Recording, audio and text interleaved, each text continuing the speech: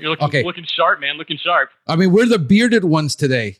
Yeah, I've got a good one going, man. Mine's pretty thick right now. Yeah, I just had mine trimmed. I got a haircut over the weekend, Yeah, bro. So I took my son and we both went together to get a haircut. And, I said, so I can look half presentable to the world. So we're live, man. We're live on Facebook. We're live. We're going to be live today somewhere on YouTube and all around the world. So, dude, welcome to the podcast. Thanks, man. Yeah. So you got Pest Daily going on. You've got a bunch of stuff. I mean, for the people that don't know who the heck you are, tell us the audience about you, man.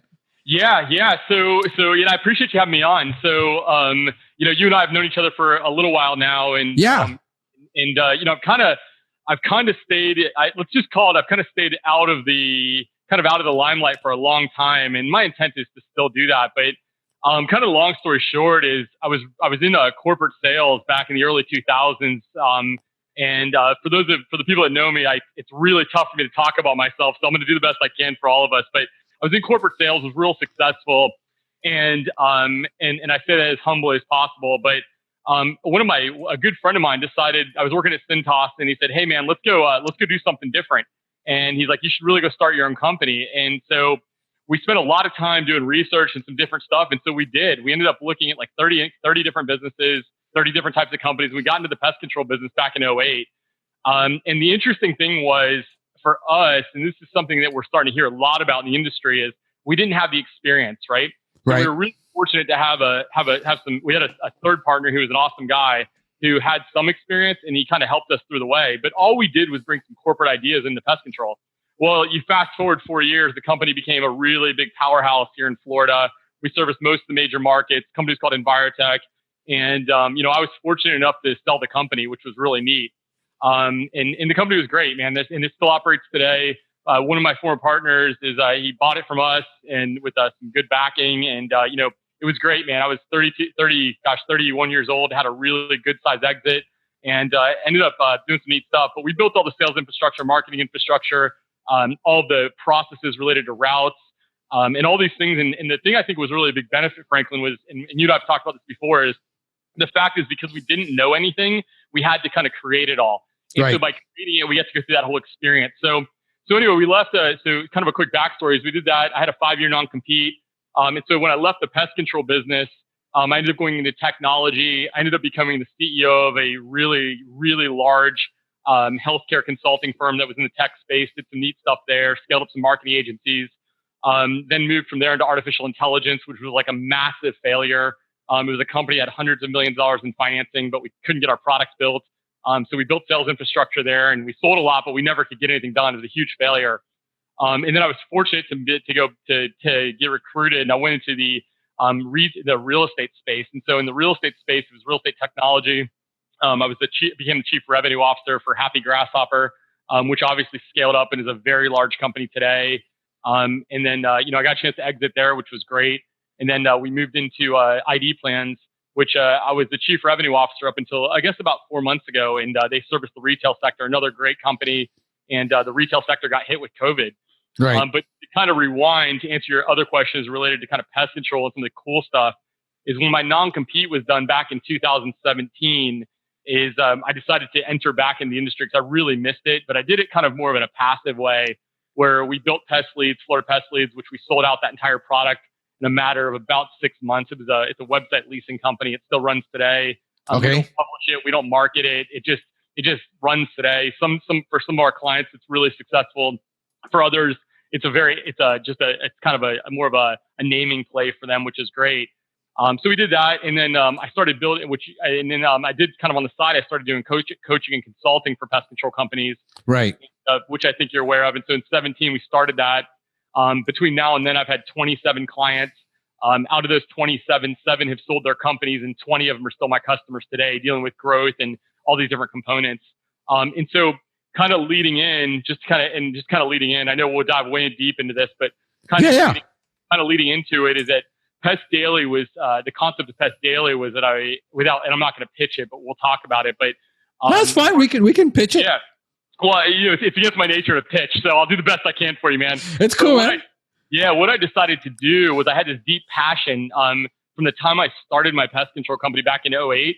I kept thinking about like what allowed us to get so successful so fast, right? And in addition to just sales, but how did we reduce our client? How did we reduce churn? How did we keep our finance in order? How did we run an operation? And then how did we like empower our technicians, right? And so all these ideas that we kind of built and did different things over the years as I was working in technology and doing the same thing in the technology space, right. Started bringing these to our consulting and coaching customers. And so I said, well, over my mind, I go, well, how do I scale this thing and get some of this knowledge to people across the industry in a way that they can be hearing things they've never maybe heard before in a really simple platform, right? Right. So that invented Pest Daily. So then Pest Daily, which you're aware of, we've spent 1,600 hours developing it. We've got production teams. We've built, I think, 125 or 135 lessons so far. And then we pushed it live last week. And so far the feedback's been good, and then we're going to continue to improve the product. We're going to do some really cool stuff with it.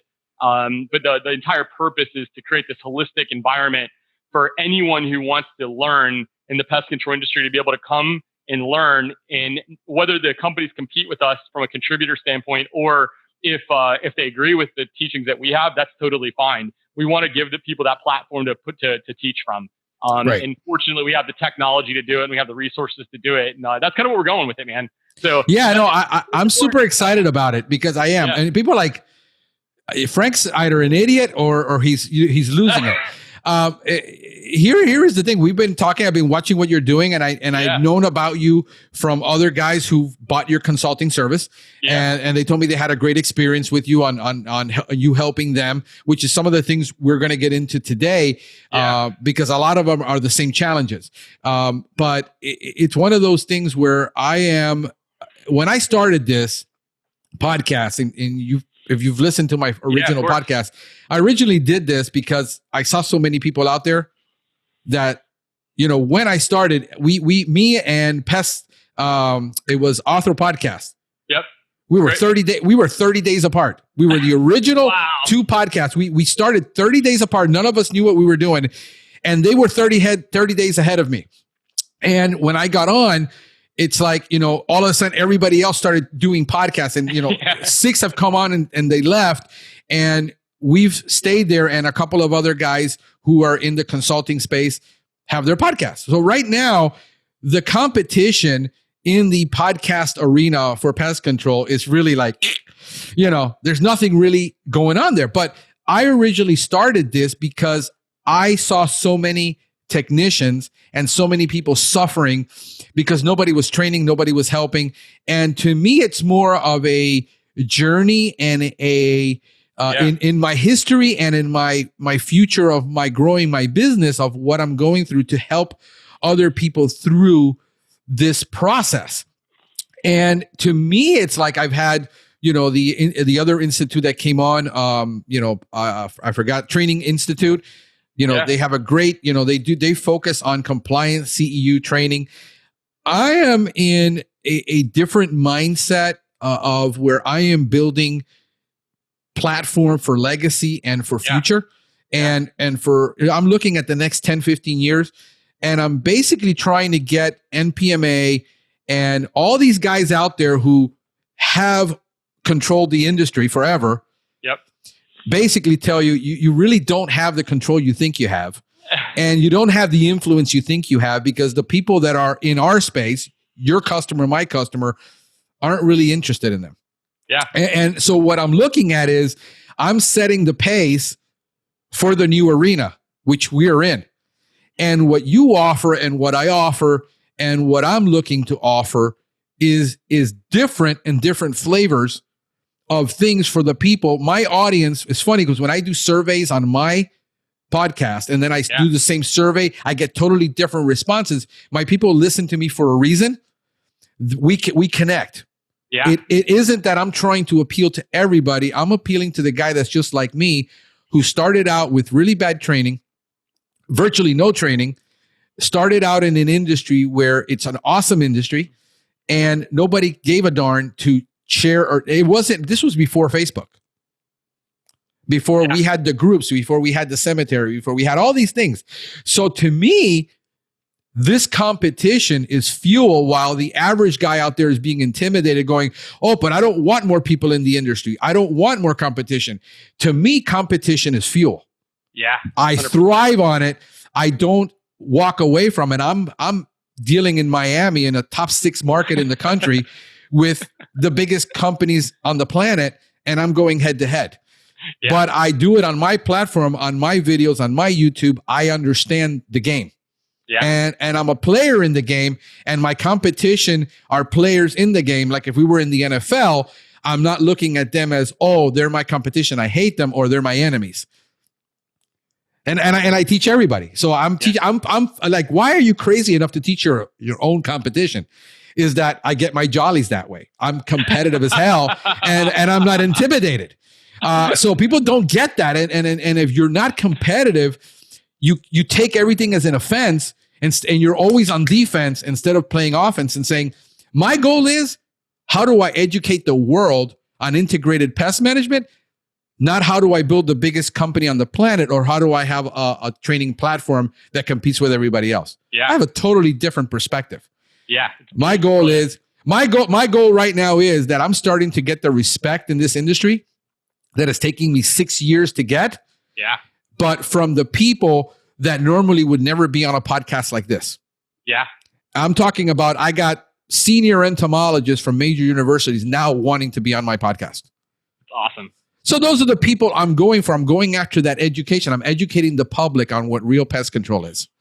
That's my real goal. That's my bridge that gap. So my agenda is how do I build a platform to sell courses? That's not my agenda. It never has been. So therefore, I'm never intimidated by anybody. Like some people, like, I don't want to step on your toes. I said, dude, you ain't got shoes big enough. So to me, it's not an ego thing. It's more of I know what I want to accomplish. I know what I'm doing. I enjoy the process. This is not my bread and butter. I don't need to make money from this. This is my hobby. When people want to go fishing, I want to do podcasts. Yeah, it's awesome. That's my hobby. So I love the fact that you're on. I love what you're doing. I love the fact that a lot of the guys that have consulted you that wanted to grow their business, I've talked to them. They crush it. And they're crushing it because they changed their mindset, and they went from like, I'm struggling a year ago to where I only had one route and I couldn't find people, to now where they got 4 trucks after 2 years. Yeah.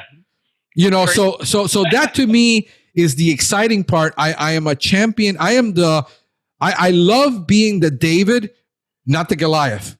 I love it, man. I love being in that arena of being the David. It keeps me going and encourage me to help people that nobody really gives a darn about. Yeah. And a lot of the guys have been. So I'm super stoked. I wanted, since we're talking about the pest control training that you guys are offering, and we're talking about the consulting, let's dive into some real heart issues about what you have to deal with in consulting and in helping people grow. And to me, it's always the mindset. I do a lot of business consulting for a lot of my friends who are starting businesses. And I've done that in the past, and I've done it for pastors that want to grow churches. And I've been in this game of consulting, sort of like you pick up the phone and you call me and, bro, I'm struggling, and I don't charge for it. And I have this 1 hour, which if I recorded all these conversations, I would have had one hell of a platform over the last 6 years, because I've never recorded the conversation. I told my buddy, we need to record these conversations. But what's the biggest challenge for the guy who is a one-man show? Yeah, I think, and he wants to grow. Yeah, so let me start out with kind of this, what I think is a really important piece before I kind of get to jump into that. And here's what it is. There's something that I think all of us love about the pest control business. It's why we do what we do. It's why you do what you do. It's why that we do what we do. It's why we invest in companies today and all kinds of other stuff. And here's the thing that's great. And people say, well, Seth, and I hear this all the time, well, Seth, we don't want to grow our company to millions. We don't want to do that, right? And I'm like, that's fine. And I'll explain why I say this. Pest control is one of those businesses that allows people to do what they want to do at the pace that they want to do it, right? Yeah. It's totally fine to be an individual operator. No big deal. I mean, I know lots of companies who people make a great living and they have a great, let's call it a work-life balance. I believe more in a circle, but or you can go and take it to mega millions, and you can do all of those, right? Right. And so I think as we talk about that in the individual operator and the thing to how to help them go to the next level, I think the first thing is we have to respect that fact is that some people, their vision might be to go to, 4 trucks and do $800,000. They might make $350,000 a year. That's an incredible living. And I know individual operators who are doing $250,000 a year, who are putting $180,000 in their pocket. That's an incredible living, right? Right. And so these are really good basis for people. And so I think and I talk to a lot of individual operators, and we don't typically our consulting doesn't focus typically on the individual operators. They've got to be ready to kind of get to the next step. But I do talk with a lot of them. So I think the biggest challenge, the biggest way that an individual operator that I see them going to the next level is, number one, they've got to get to your point, they've got to have the right mindset, right? Right. And that first mindset is that they have to have that kind of determined passion to just continue to focus on how to grow every day. And what I think happens to a lot of operators is that they've come historically from the pest control space, and all they know is how they've been taught and how they built a route before working for someone else. Right. The individual operators I see that really excel are the ones that can start to shift that mindset from, hey, I'm solving a problem, because no matter what, you're always solving a problem, right? If they have to make that shift from I'm solving a problem to I'm ultimately taking care of my family. And the way I take care of my family is generate new business as much as I possibly can and take incredibly good care of those customers. And so I'll give you an example. So one of the companies that, and actually, I'm not going to throw them under the bus, but we decided to run a project here in Tampa where we decided to start a company from the ground up about 6.5, 7 months ago. And he's part of these groups. And so he had no experience in the industry at all, right? And so I said, all right, man, let's do it. So let's go ahead and just go out there and run. Well, today he's built more than a full route and had no experience. Now, today he's an absolute expert. He only does lawn care. But we said, all right, so what you have to do is that you've got to really focus on blocking off your time, create revenue generating time, which is the time that you're focused on making money, right? And then you have to focus the other time you have on taking care of your customers. And you have to get incredibly good at that kind of block. Yeah. And it's a win, right? In sales, so to give some perspective, in sales, that's called the golden hour. Sure. When you're like, say you decide you're going to pound phone in the morning from 9 to 10, and you focus on that 1 hour, you get more calls done and more sales done in that block of time than if you say, I will do it today somehow. 100%. So that's the for those of you that are in sales, that's the golden hour. Whatever you decide that block to be to grow, you're better off putting an hour aside or 30 minutes or whatever it is you can really do and just focusing. So sorry to bother you on that. No. But I think that's a really important point. And I want to add to that point that you made about the golden hour, because that's a great terminology. I call it revenue producing time, golden hour, whatever you want to call it, right? It's a concept, right? And the concept is that's your dedicated time to make money. Now, here is something that's a really interesting takeaway for an operator out there, is that time is so critical to growth, regardless of what you're doing. If you're making calls, if you're getting the proposals done, I like the idea of just making calls, right? Or following up with emails, especially as an individual. But I think that the critical piece here is that time has to be laser focused and it cannot be interrupted. And I think what happens is that people interrupt the time. And so what happens is you're focused on revenue producing time. Maybe in your house, someone's knocking on your door. Maybe you're in your service vehicle, customers are calling. Like that time has to be 100% focused on revenue generating activity.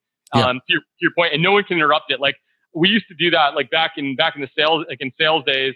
And I challenge our clients to do this as well as other things we're involved in. But I said, look, if anyone interrupts that time, they are taking away from your growth, right? And you need to own that time. And there's great books about that kind of stuff, man. But I agree with you, man. So I think that's one big challenge, is being able to time block effectively to where your customer doesn't own your day. You actually own your day as an individual operator, right? Right.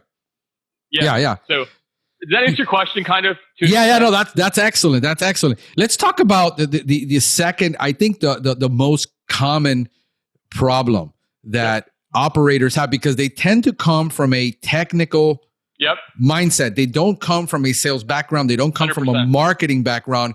And sales and marketing comes across to them in their technical mind as sleazy. And the problem that I know is that I come from a sales background and a technical background and a marketing background. And I understand that nothing happens until something is sold and marketed. And the thing that people always have this thing is, well, I give quality, But the problem is you're the one that knows that good quality. Nobody else knows or gives a damn. Yep. And you have to get really good at that mind frame of being in sales and marketing. What's been the number one fear or things that you're dealing with in the consulting to help these people through this? Because I'm dealing with one right now. Yep. He doesn't want to do this and he doesn't want to do that because he's afraid of what his competition thinks. Yeah. I mean, that's one of the things that I'm trying to get him through that hump, and that's a very difficult challenge. Yeah. So let's talk about a couple things. And some people may love what I'm going to say, and some people might think what I'm going to say is just terrible. And I'm okay with it either way. Okay. So I had a little bit of an aha moment one day, and I had a guy who's a pest control operator had called me. He's here locally, and he said, Seth, he's like, and he wasn't a good fit for our business, like for what we do. But I said, look, let's spend some time together. And let me see if I can kind of help you through some things. Individual operator. And so anyway, he came in, and I went and had lunch with him, bought him lunch. And here was the aha moment. I said, listen, so tell me, so you got your brand, you got your truck wrapped, you're looking good, but you got no customers, right? And I said, so I want you to explain something to me. In this world where my old company is still one of the market players here, I said, what is your market share? Like, what do you think your market share is of the market, right? And remember, individual operator doesn't have a lot of business. And he said to me, and I think this was just a really big aha. He said to me, Seth, I think I have 10% of the market here in Tampa. I said, okay. And it was an aha moment for me because what I realized is that he was so excited about starting his company. He was so excited about getting the vehicle wrapped. He was so excited about all these things that what he forgot about is he didn't have customers, right? Yeah. In his mind, and I call that kind of your like it's something that business owners run into, and we'll talk about it kind of deeper, but it's business owners run into the fact that I'm a business owner and everyone knows who I am because I'm in my box, right? Like I'm the business owner, I'm the CEO, it's my box, right? Right. The fact is that people in the world don't know anything about you. And so you can have the top quality, you can be the absolute best technical guy in the entire world, except if you don't have anyone to show that skill set to, then all your skills are useless, right? Right. And so and that's what you really believe, you should go work for a company, right? You shouldn't necessarily be the guy, right? But the other side, but I think the thing that we face, or that I think a lot of people face, is it's not about what your competition thinks. To your point, right? Like you made that point. You said, hey, it's not about what I'm out here in competition. They're our friends, but we're in competition with them, right?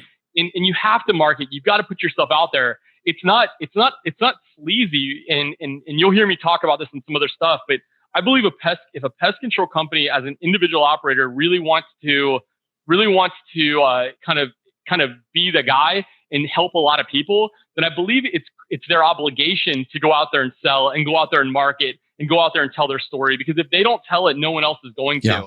And so I think people fall into that path sometimes. And I know you talked this where they're like, well, I only work on referral, right?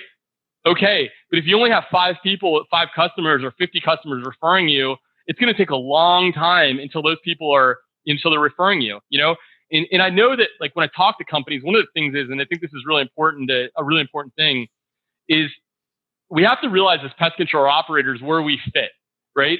And one of the things is that I think as you think about being a business CEO or you're thinking about running a company, is what we have to realize is people aren't thinking about us all the time. So even though we think about our customers all the time, they're not thinking about us all the time. Right. And so if you build your business on referral or marketing or whatever you do, Billy Sue, your customer who you love, you have a cup of coffee with every time you go out there and do service with her, the second you walk out that door, Billy Sue isn't thinking about you anymore, right?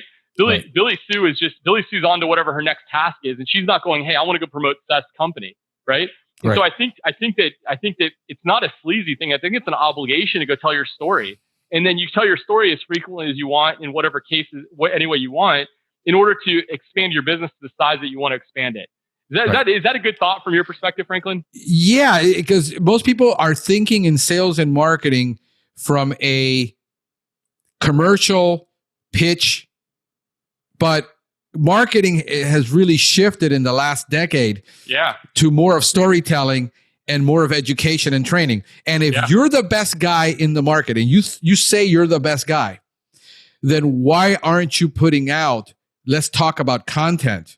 Sure. That influences that buyer to say, yeah, this is truly the best guy I've ever seen. Because when I started my company, I said, I'm going to do 2 things. I'm going to blog and I'm going to do YouTube videos. Yeah. and I'm going to educate my client on what IPM is and what natural pest control is, what it isn't. Yep. And because I believe that I'm truly the best at it. The problem is I could not give a darn about what my competition thought or the criticism I'm going to get in order to do this. But since I've been a seasoned salesperson for 30 years, this is not something that is unnatural. It is unnatural for the guy who's a technician who tends to be more in the middle, introverted towards the middle. He's not usually an extrovert like me. I'm a social butterfly. He tends to be more in the middle. The putting out the information, but I'm going to be training my competition. I said, you don't understand. Your competition already knows all this. You're just not willing to put it out. Yeah. And what I've learned is that I talk about things that everybody's been talking about. The problem is not a very few people have heard it, but not everybody is telling it from my perspective. Yeah. So I can tell the same story somebody else is telling it, but I'm telling it from my perspective. So that is one of the things that getting these guys who are starting out, who are growing, to understand that, the always be closing doesn't really work a whole lot, but always be educating, always be out there. And let's talk about the difference between the mentality they have, because they're not building brand. Yep. At one point you need to build transactions, but brand is in longevity to me. Yep. I need to do sales because I understand I need to pay that new truck off. I need to pay that logo off. I need to pay the mortgage every month. My kids need to eat. Those are the realities, but they're doing a terrible job at branding. And they're just focused on so when they do a Facebook ad, if it didn't produce an immediate sale, Facebook doesn't work. This nothing work, everything. So let's talk about that mindset of marketing, branding, sales, and how does that all work in to what you're doing? Yeah. So I had a really brilliant guy he's worked on my team for a long time, describe marketing and branding to me in a really neat way.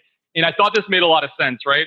So marketing is generate dollars, right? Generate dollars, right? At the end of the day, marketing is designed to qualify leads, states for small companies. So your marketing expertise, your marketing generates leads. That's what marketing should do. Now branding, which is the function of marketing, is more like a big wheel. So if you think about your big wheel, which is your content wheel, just like Pest does, and just like your podcast does, you've got this massive big content wheel that spins, right? Right. And the whole vision is that so the whole thing is that you get that wheel spinning. And the thing about big wheels is big wheels, once they start spinning, they always spin, right? Right. So that's branding. Marketing is this little wheel, like when it comes to lead generation, it's a little wheel that just spins like this, right? So it makes makes money. The faster you spin it, the more money it makes. But when you stop, it stops spinning. Branding, the big wheel always spins, right? And then once you put a big wheel in motion, it keeps going. So I think when I think about marketing in branding, I think branding is a function of marketing for sure. But I think that marketing is the only outcome of marketing when it relates to lead generation is how many leads do you convert, how many leads do you generate? And then from there it becomes a sales process with how do you convert those leads, right? Yeah. For marketing, or for branding, it's about spinning the big wheel so people get to know you. And then ultimately, the better you do at branding, potentially the less you can do it in this like lead generation marketing, is people know you, they see you as the industry expert, they know all those different components, right? Right. That's like the bigger picture from my perspective. I think from an operator, I think from an individual, I think that what happens is and this is a lot of companies, not just individual operators, but even small to medium companies. And the big companies have this piece kind of figured out now, which for years they didn't, and we took advantage of that back in the day. But the thing about it is that when people think about marketing or branding, they think about it incredibly from a tactic standpoint, not from a strategic standpoint, right? And so it's throw something there and see if it sticks, right? That whole adage of spaghetti against the wall. Right. Let's throw some spaghetti. If it sticks, we'll keep doing it. Let's throw some spaghetti. But the thing is that there's no strategy to it. It's just what sticks. And that's really like those one-off Facebook ads, right? Right. But you'll see the companies that are really sophisticated, that they're building these long-term kind of strategic approaches, right? So they're telling the story, or they call them funnels or whatever they call them today, right? Right. So they're building the story, then it's next. And over time, they're educating the consumer to make that buying decision. So when that consumer is ready to make the buying decision, they think of your company first, right? Right. Right. Am I still with you? I know I chased squirrels. Yeah, no. I'm good. I'm good. Let's talk about that, because I think that's just you're hitting nails on the head. And I'm trying to mentally keep up with you. Sorry, man. Sorry. No, that's okay. That's okay. But that's cool. That's cool. Cause I can do this. Yeah. But when we talk about the marketing and you talk about throwing the spaghetti up on the wall, the problem is they don't know which spaghetti to throw up. Right. And so they waste all their money throwing tons of spaghetti. Yeah. And then what you have is nothing works. That doesn't work. So I'll go back to my referral business because that's comfortable for them. Yep. That's manageable. And what I look at is, to me, what I do is anytime I'm going into something new, I will usually invest 40 to 100 hours of educating myself on it. Brilliant. And what happens when I talk to a lot of guys there are solo operators, and we're going to focus pretty much on solo because the guy who has a 10, truck company has figured this out sort of.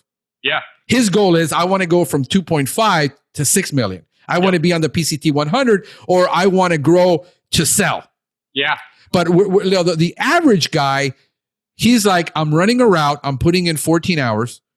I'm up to doing 150K a year. I no longer have time to grow because I don't have the time to educate. And then he talks to all these guys and he feels like everybody's taking, one guy wants 15 a month and the other one's 2,000 a month to do Facebook ads. And they don't know what they're buying because they don't understand the lingo. Yeah. They don't understand this world of social media marketing. So what's happening with a lot of these guys is I don't have the time to either educate myself because I'm going home after 10, 12 hours, then I'm doing marketing. I mean, I'm doing the books and then I want to spend time with my kids. I invest in education constantly. Yeah. And to me is I need to know where the next big thing is and start investing those 50, 100 hours into understanding it. Like I'm trying to learn TikTok right now. I'm trying to understand the platform. I'm trying to understand the algorithm and all this.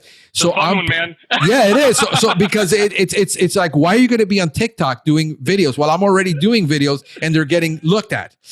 So to me, I put that energy and effort into learning something new, and I try to do 1 to 2 big things a year. That's it. And these little things are basically tactics, but the problem is they're mostly focused on tactics. You nailed it on the head. It's about a strategy. And they don't get the whole strategy thing. That strategy is layered on investments over time, but there's error along the way that you need to budget for, especially like with Facebook ads. When I look at Facebook ads and say, we're going to run I got to say, okay, can we do 10 Facebook ads? Yeah.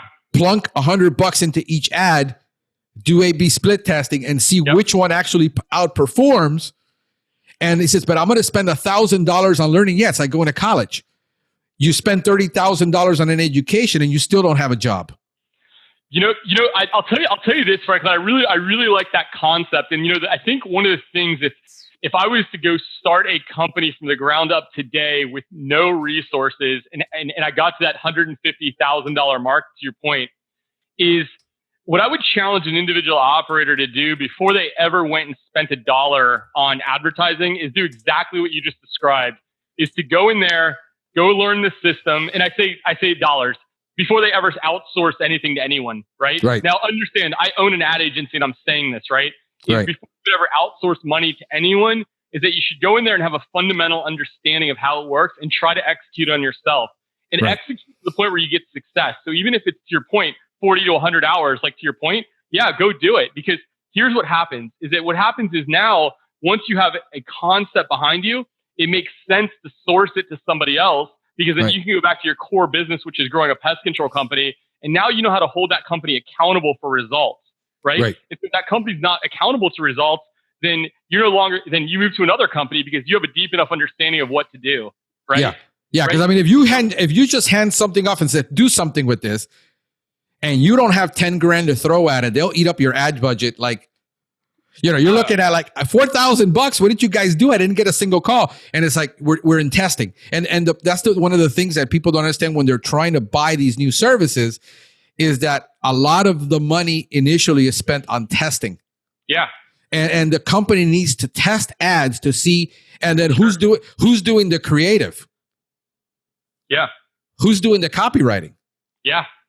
Yeah. Do they understand your customer buying? I mean, are they really an ad agency, or is it just a kid who's 25 and says, I know how to throw Facebook because I know how to do, the keyword research? Like everybody thinks it's keyword. It's not. There's a lot of time and money that you have to put into it. And I'd say start off with $1,000. Yeah. Put in the hours in learning, and then say, okay, we figured out these 3 ads. Now stick $3,000 into that.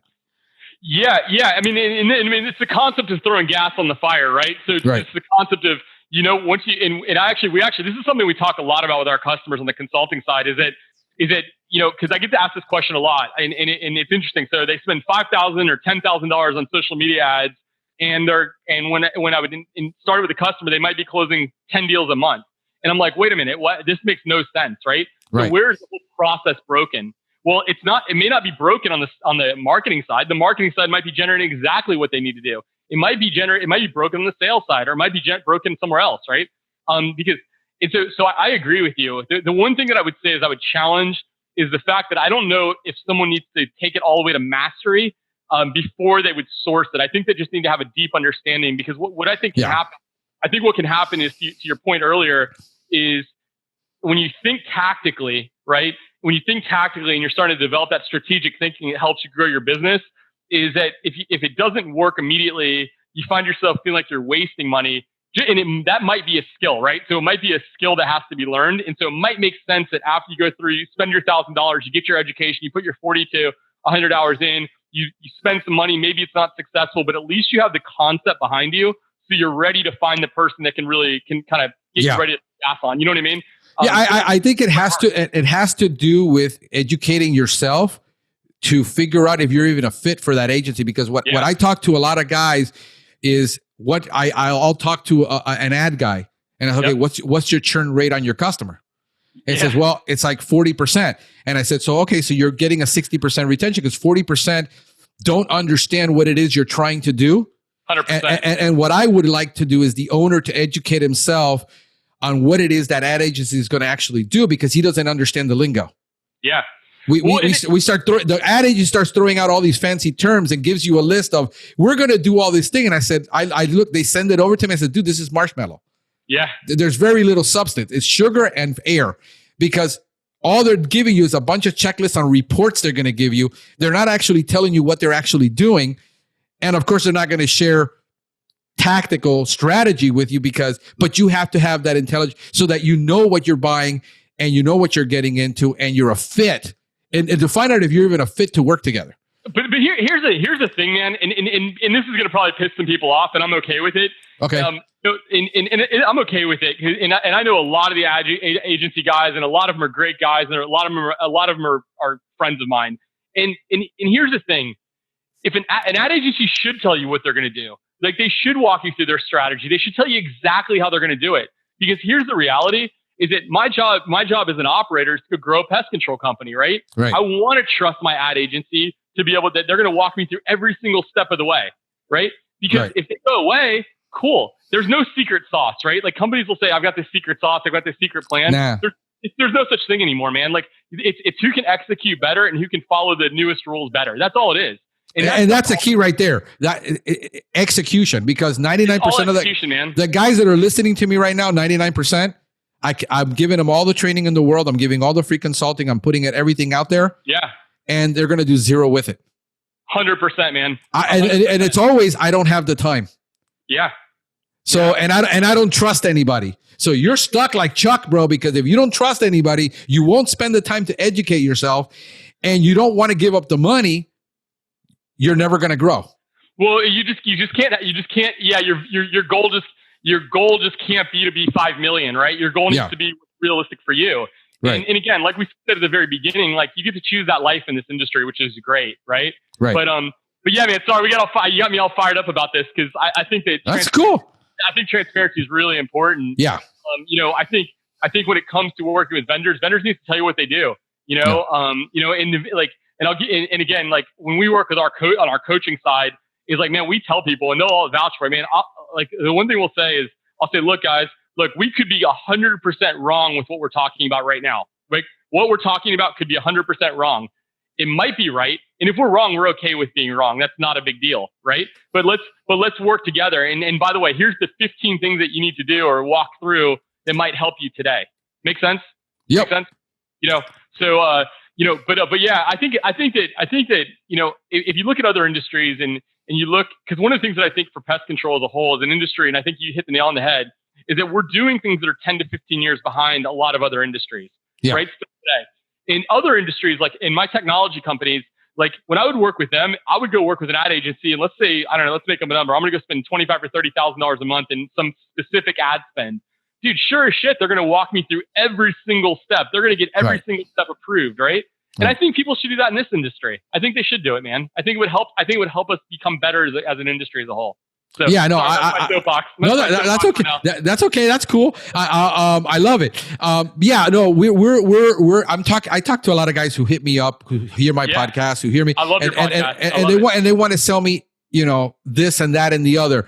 I'm like, okay, so show me where you've actually accomplished this. Yeah. In a top 6 market, top 10 market, what have you accomplished and what have you actually done for your clients? Yep. Crickets. Well, I think, and those are the questions that I think people, what are you doing?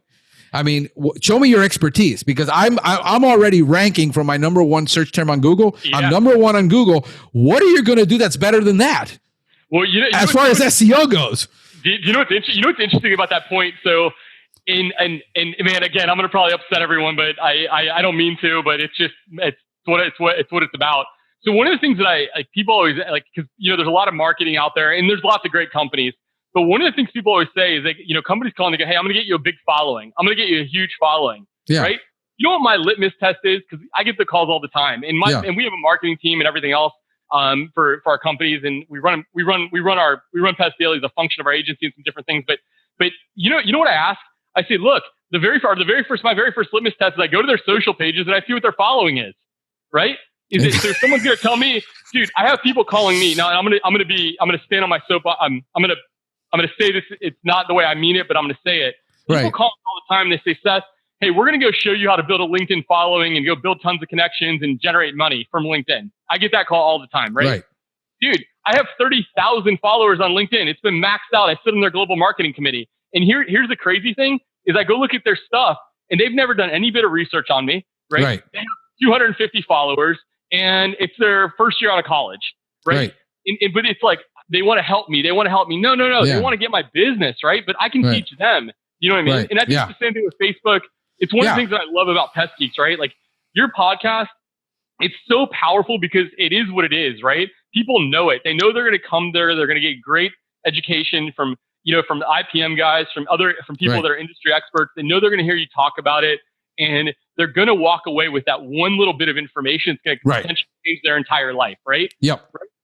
And that's how people need to think, to your point about content development. It's that one little piece of one little takeaway, man. Yep. And and it's the same thing with like and again, not to pitch, but with Pest Daily, like when we built this thing, like people ask me all the time, like they're going, Seth, well, I've learned this course and it's kind of hard to implement or it's hard to execute. And I say that's because it's not designed for that, right? It's designed to teach a concept and for you to go back and understand that concept again and go back and understand that concept again. And so when you go into that one scenario, you get one little bit of information that changed that customer, changed that sales opportunity for you.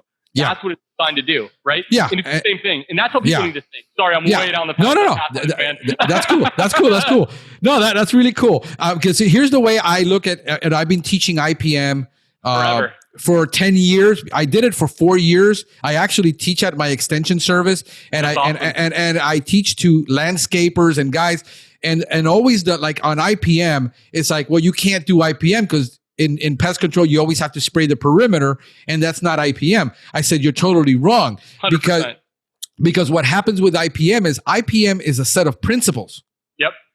And the way I look at IPM is I look at a mechanic and he's got this 1,000 piece snap-on tool set. Every car that comes in, he doesn't get to use all those pieces. Yeah. He only gets to use the tool that is needed at that time to do it. But if exclusion is the tool, and there's always monitoring and inspection and follow-up, our secret is inspection and follow-up. Yeah. What's the secret to our success is inspection and follow-up. We don't wait for the customer to call us and tell us, hey, I need you to come back because you were here last week. Yeah. We're like, we know we have that species of ant. We know we're going to have to come back in 7 days to monitor, inspect, and retreat if necessary. And that's IPM. Yeah. See, it always isn't. So when I teach and I try to your point, is that a lot of the stuff that I try to raise questions in people's mind and challenge the thinking and the status quo, because they're like, well, if you're spraying every week, that's not IPM. That might be necessary because that is the only option. But if once you solve that problem, do I always have to treat the inside of a home every single time? No, I don't. I just have to go show up and be monitoring and inspecting outside. So I'm always looking for something, but I'm not necessarily having to treat everything inside that home, only the outside. But those are the things that, so yes, when I do, like I'm testing stuff all the time. Like when I did this podcast years ago, it was like a 30-minute podcast. I was doing an hour and 3 people were whining and complaining that it was too long. So I shortened it down to 30 minutes and lost half my audience. I realized really quick that it isn't for that guy, but for my audience, they enjoyed the hour. So what did I do? I put out a survey in all the groups. Yeah. How long do you want a pest control podcast to be? Everybody said 15 minutes tops. I go on my podcast 30 minutes to an hour. My audience has something else they're expecting. And here's what I do. So now I'm doing 2-hour podcasts. It's awesome. Because I'm testing, but I have the data. Yeah. I have the intel. I have the info because I'm constantly. So now I'm doing 60-second TikTok videos and I'm doing 6-minute demos and I'm doing 2-hour podcast. And I'm doing, because what I look at marketing is I'm in the business to give people the service that we offer. Yeah. But I have to give it in a way that they're going to consume the information. 100%. It isn't no longer about, well, I'm doing an ad in a book or I'm doing an ad, a billboard, which nobody's looking at a billboard because everybody's down on their phone, looking at their phone at the light. I don't know why the hell you're putting up billboards. But in any case. For the record, I love billboards. I'm not going to lie. I had tons of billboards back in the day. I know, but I'm a marketing guy, so I notice everything around me and I'm constantly observing everything. But the average guy. Ego thing. Yeah, but everybody's on their phone. So where do I need to be? It's like I talk to, for all my entomology guys out there and all the course guys out there who says, no, I want to build a course that, but people have to, the live events and you get 12 people in a room. Yeah. And I'm like, but because live events is what I prefer, I think it's better. I says, it has nothing to do with what you think. It has to do with what they want to consume. Yep. So if the guy, that's why I do a podcast and I do video and I blog, because it doesn't matter to me. I'm a terrible writer. My grammar sucks. And yet I get more people going to my Pest Geek podcast site on a monthly basis than most associations gets on there because I have the analytics. Yeah. 100%. So to me, it's about, I'm so focused on what people really want, the way they want to consume it. And then I basically hear what people are saying. Like right now, I'm talking to you and I'm looking at this because one guy, David, is driving and he's listening to this on Facebook. So we're love the billboards too, Hal Coleman says. So to me, it's about what is necessary in the market. But what people got to realize is that I'm day trading for attention as a marketer. In the end. Well, I could tell you something else, and you know, this is probably a really deep topic, and we actually did build a course in the system on this, and people will skip over the course, but it's a really interesting one, and it's on consumer buying behavior and understanding the personality profiles before you communicate to them. Now, this is and again, there's a course in Pest Daily about this, but the reality is to your point, is that if you understand the buying behavior or the communication style and you can nail that communication style as it relates to marketing, you win every single time, right? And I think that to your point that you're making, like it's a really important thing. And so if you take data and you layer data on top of buying behavior, dude, you win every time, right? Now, I think for you, what you've done an amazing job of is because Pest Geeks, you can hit so many different things. You're trying TikTok, you're doing social, is man, you're hitting you're hitting this big broad net of anyone in the industry, right? Right. You're connecting to so many people, which is just ultra powerful, man. It's just ultra powerful. I just want to do Facebook. I said, the thing is, you want to do Facebook, but that 25-year-old guy who's just getting into the industry doesn't want to be on Facebook because Facebook is old. I mean, it's aged, and he'd rather be on Instagram. Yeah. And then you got these 18 to 20-year-olds now, and TikTok is progressively getting older. Yeah. Where it's no longer so I'm trying to hit everything where everybody's at. But to your point about customer buying habits, not only that, but as a marketer, and when you get really good at the marketing, now you drive the behavior. Yes. Through the funnel, so you can say, okay, I want my customers, when they land on my page, I no longer want them to call me.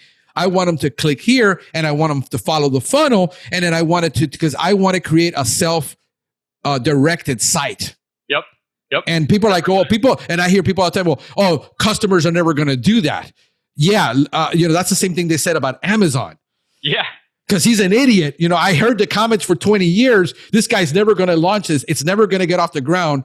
It's never going to do anything. And then it does, because I understand that you're not seeing what he sees from behind the scenes. Do you know what's interesting? So it's interesting to talk about data. And so I look at data across the country, and especially buying behaviors. And, one of the things that I've noticed a tremendous amount, and I'm not going to get, and for all of our customers, we're not giving away any secret sauce, so don't worry about it. But what we notice is that in different parts of the country, the consumers are self-opting in and buying. In other parts of the country, they're not. Right. What's really interesting is here in Florida, people aren't self-opting into websites to buy pest control as much as they are in California or as much as they are in the Northeast. It's really crazy. Now, the other thing that's interesting is that as you start layering over the age demographics, is the people that are buying, we would assume and go, okay, well, if they're buying out in California through the websites and they're younger, right? Would they be younger or not? The fact is, it's almost equally dispersed to people that are 55 to 65, and then the people that are 25 and below. The middle group, which is my age group, we're not buying online, which is crazy. Because if I looked at the data, I would think completely different. Like it's just nuts, man. But in Florida, like in the Miami markets, for example, there's in the Miami market is probably the lowest propensity to buy online for pest control in Florida versus, like, if you look at Tampa, it's a little higher. And then if you go to Jacksonville, everyone's buying online, which to me is ass backwards. Like the culture. It would be kind of backwards, And it has to do with the demographics. And this is where people don't understand about Miami. When I talk, I understand my market, so I understand. I love Miami, man. I love Miami. I love to visit here. I've always hated living here, by the way. Always, since I was a kid. I was in my 20s and I went to go live in the Midwest. But what happens is it's the demographics. People don't understand. Yep. You have a 65% Hispanic market, which you don't have anywhere in the county. You have 1.8 million people. 65% is Hispanic. Older population too, right? And well, yeah, it's dispersed, so then when you get into the psychographics of how they're very distrusting about. They're uneducated about going online and ordering because everything is in English. So when you have a huge population, that becomes a hindrance. How often in your market, because it's a highly educated market, right? Like in your market, how many times do you find yourself having to really, really educate on IPM versus kind of someone walking and spraying baseboards? I bet you 100%. Yeah, I bet you see it a lot still. 100%. Every time when I talk, what I do is I have leading questions, and I'll say, "Are you familiar with IPM?" They're like, no, I have no. 100% of the time, it's been like that for 13 years. Nobody knows what IPM is. Yeah. So then I explain the concept, and then I explain where it's used, and I said, "Have you ever seen a guy in a hospital spraying baseboards?" Yeah. And I said, "No. Why? Because there's people in there, there's sensitivities you don't know. This is where IPM is used. This is what we do as a company. You can't spray a hospital surgical room because you have a trail of ants. So what we do is we take the same technology and bring it over into the home. Yeah. I just gave everybody my secret. I will guarantee you that 99% of guys says he's full of crap and that will never sell. I said, it sells every time because I educate people on what we do. And I challenge them on saying, we do surgical clinics, which we do. We do medical centers. We do things like that. So the 100% of what we do is really education on the sales part. The thing is, I turned it into a 3-minute presentation. I got a 30-second hook, 3-minute presentation, and then we have the online resource that we send them so that they can see our videos and they can see the process and they can understand. So by the time they're done with me in 3 minutes, they know more about real pest control than 90% of my competitors they're going to call, because all they want to do is get their name number to send a salesman out. I closed. Do you know what's interesting? And it's interesting because I've never heard that process from you before, and I think it's a brilliant process. Is when we got into this business a long time in 08, knowing that we didn't know anything about the business, right? Like, I think we didn't know anything. We knew a little bit, but we didn't really know how to sell. We didn't know really the process. And the way we learned is we walked on the street and sold stuff, right? That's how we learned. But the thing that was interesting is when we had that big aha moment, it was very similar to what you just described. It was, how do you talk to a consumer or talk to a commercial account about about there's just no need for pesticide, right? Or which for us was we were learning IPM, but it wasn't at the level that you study it, right? Right. And so I had a chance to study that San Francisco IPM Tier 3 methodology. Oh, that's where we got it from. Yeah, right. So I got a chance to study that back in, I guess, 08, 09.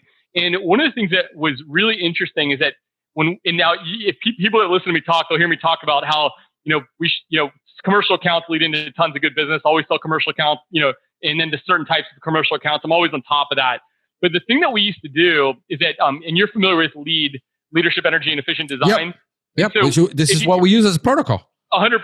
So that protocol was brand new in 2008. And one of the things that was really important is that when customers would try to understand why we didn't spray baseboards or why these processes were different, or why I would tell them we're not going to put any pesticide down unless it was absolutely necessary, because that was my understanding, right? Right. Is I would talk to them and say, hey, listen, so at the end of the day, the most efficient buildings in the country use this process, right? And it's a gold stamp by a government agency, this process, right? And this is what you should use at your house. Just to your point about medical centers. And you know what, man? Sure enough, people did it. People did it. And so when we say we're green, people think, oh, you're spraying a Sentry. I have never sprayed a Sentry inside a home, and I wouldn't, because that thing can trigger an asthma or an allergy. So what we did is for people who don't know what you just threw out, San Francisco Tier 3. San Francisco has the most strictest pesticide policies in the country, and they break their pesticides down by tiers. Tier 3 is considered the safest products to use. So basically, mostly gel baits, spinosad, and things like that. And then you take lead, and you take the lead approach, which is, by the way, for people like organic pest control, organic facilities don't use organic products because there are none available to use in an organic facility. It's IPM, San Francisco Tier 3, lead. If you take that process, you've got an eco-friendly approach that will rival anybody in the world. Well, and I think that's important, because one of the things that people like, and we see them in the posts all the time, and I stay off my soapbox because I am pretty technical. I mean, I was a certified operator in a couple of categories, but I stay away from the technical side because there's a lot of really technical, good people in this industry that are 1,000 times better than me. But one of the things that I think there's a misconception about, and I think you just hit the nail on the head, is the concept of a green program isn't only use organic green products, right? It's that tiered system. To your point, it's you start at Tier 3. Then if you can't solve the problem, you go to Tier 2. If you can't solve it at Tier 2, then you go to Tier 1. Well, in Tier 1 and Tier 2, there's conventional conventional products there, right? And I think that and I've been on a soapbox about this before. I'll stay off it today because I'm not the ultra technical guy like you and a lot of other people. But the thing here is that it's about a regimented process and approach creates an environmentally sensitive program, right? And that's listen, you don't have to be super technical to understand it, but this is where people fall apart with protocol and process. 100%. And they just focus on product. Well, and you see it, man. You see people that have some of these products that are failing, right? Well, I use this, we're trying to stay 100% green. Well, dude, use something else, man. If it's not working, go look it up. Find the next product and use the next right product. It doesn't have to necessarily fall into this little category of, but to your point, that's the process right there. Is you start out at inspection, understanding, identifying, and then you say, okay, what is the tier 3 method? The tier 3 method could be a glue board.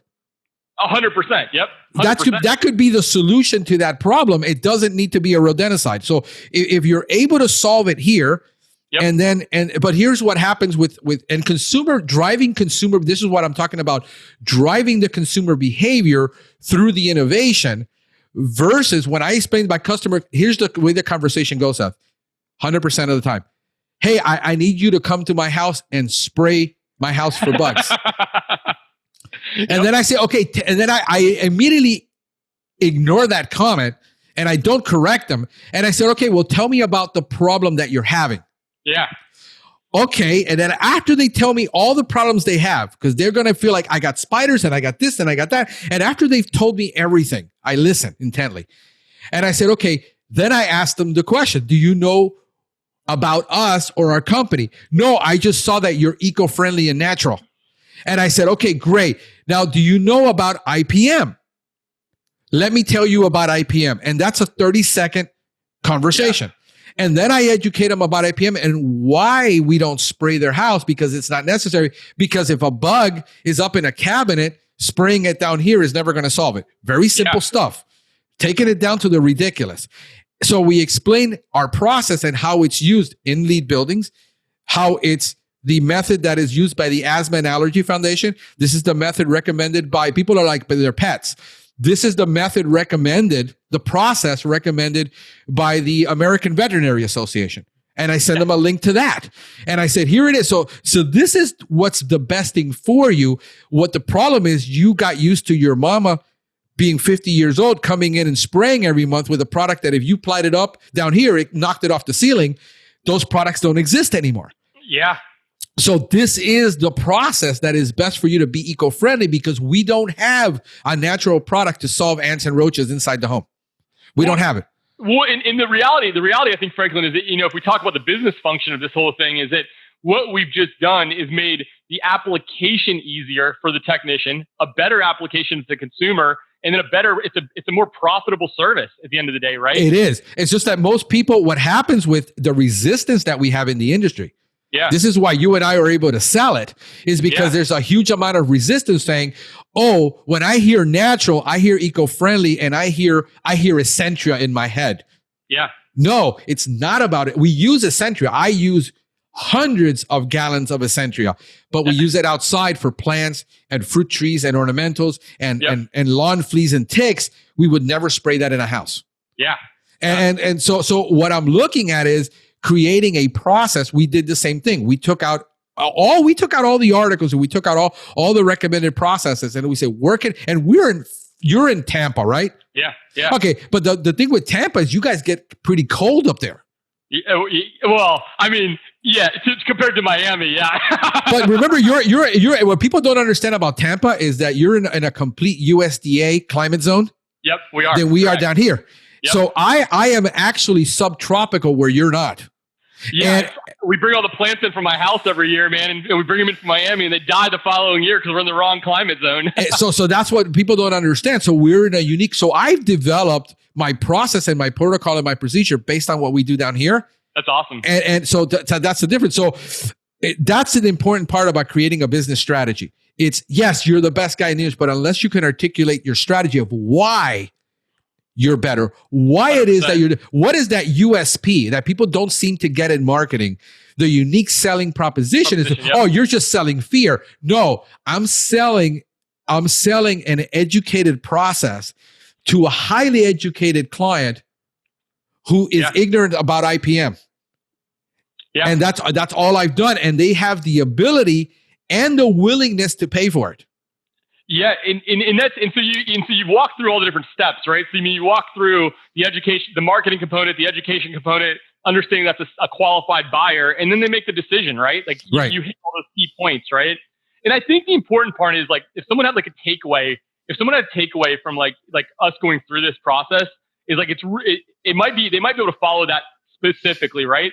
But there's other methodologies out there too that are good, bad, and different, right? But I think the biggest takeaway for someone going back to like that original question about how do you grow your company is that you get a process in place, right? Whether it's the perfect one or not, whether it's something someone else uses or not, and you just follow that process regimentedly. You know what I mean? So you just always follow it. So, for you guys, which is similar to our company, we sold on IPM, we sold on tier 3, we sold commercial accounts. That's spun off our residential business. For somebody else, their ideal customer profile might be a little different. They might want to only sell to a residential house. And let's say they want to spray baseboards. Like if they want to do that, well, then they need to have the process to teach the customer they're going to spray baseboards, right? And that is a valid business model because sure. that is what you do it. And if you're in an aging clientele, that's what they expect. If my older people, I have to educate them of why they don't want it. Yep. And because of the science. But if they want to be in that space, and that older clientele says, you're never going to come in here unless you spray my baseboards. Yeah. Well, I can tell you this. So I guess maybe a year and a half or 2 years ago, I was sitting down one day and I was like, man, I was actually really thinking about this deeply. And I said, what if we started a brand as a test? And I said, what if I started a brand that was like, we kill everything, right? And our marketing was, we're going to power spray your house every single service. And right. Our whole brand and everything was about just like overkill, right? Right. I kept going, if we could identify our ideal customer profile, is there buyers for that program? And now, again, I wasn't going to start the brand, but I started thinking about this like really deep. And of course there's a buyer for that because you know what? My neighbor across the street from me, you know what the first thing he asks every time one of the pest control guys comes to my house? Hey man, you got any of that good stuff that you can come spray the outside of my house with? Yeah. That guy's the buyer. Like if we pulled up with a lawn rig and we were doing people would buy that product. But now that's not I don't believe in that. I don't think it's the right thing. But the thing is that to your point, if you know that, if you can market to that customer and you can educate them on why, and they're the right person, they fit that ideal customer profile, and you have your unique selling proposition, dude, you can win that customer too, right? Yeah. But I got a guy here locally. Yeah. Who has about, I think 3 or 4 trucks, if I'm not mistaken. Yeah. The name, I want to give him a plug. His name of his company is called Dr. Death. Right. He's got black truck, white skull, and bones. Yeah. Called Dr. Death. We kill like literally everything. And it's fine. I don't fall into that whole criticism thing. Yeah, I think it's because I'm in marketing and I understand that there's a buyer for everything. Yeah. So I'm like, great, that's great for him. I sell against it. So what is the difference? We sell a niche market. Yeah. And we sell to an emerging niche market. This is the thing, that it's emerging and it's growing to more and more people. What we're having is millennials that are having kids and they don't want the pesticides in the home now, where they used to have the traditional service. And they say, since we have the kid, we don't want it anymore. Yeah, it makes sense. I mean, at the end of the day, like to your point, I would probably challenge and say it's no longer the emerging market. I would say it's probably the norm today. Yeah. Like you're probably selling to the norm. Like the norm, if they can understand the education you're providing from, especially the way you're doing it, I think the norm would prefer that. And if you think about 10 years ago, I mean, 10 years ago, the products hadn't evolved as much. Now the products are incredibly evolved. And they're just, but I would say that it's probably more than an emerging market today. I would tell you that if we really looked at the data, I bet it's 50-50 or not the norm today. It's growing. It's just that the companies that are emerging to do this kind of service, are just not nationwide yet. In other words,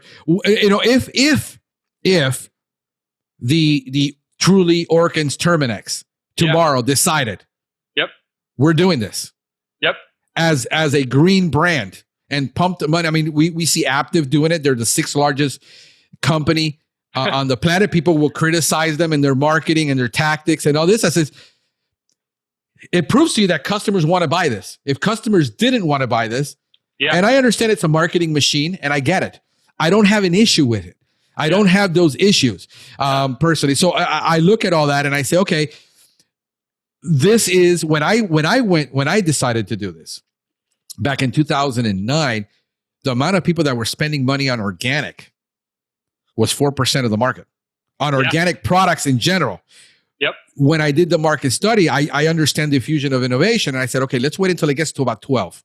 Then I'll rebrand. So my plan was rebrand this company. And actually, I thought about having two separate companies, one that did pest control, one that did lawn care. That's what we did originally. That's how we did it. And then split it off. I decided I didn't have the budget for it. So I just sold off some entities and then started this brand, and which I'm in the process now of eventually dumping the L&O and staying with the GHP and just growing that. But that's been my strategy, is just that there's 50 things I want to do. I mean, it's like if I talk to a consultant and he's going to tell me, okay, this is what you have to do. I got it. They're all on my list. The thing is, I need the revenue to do it.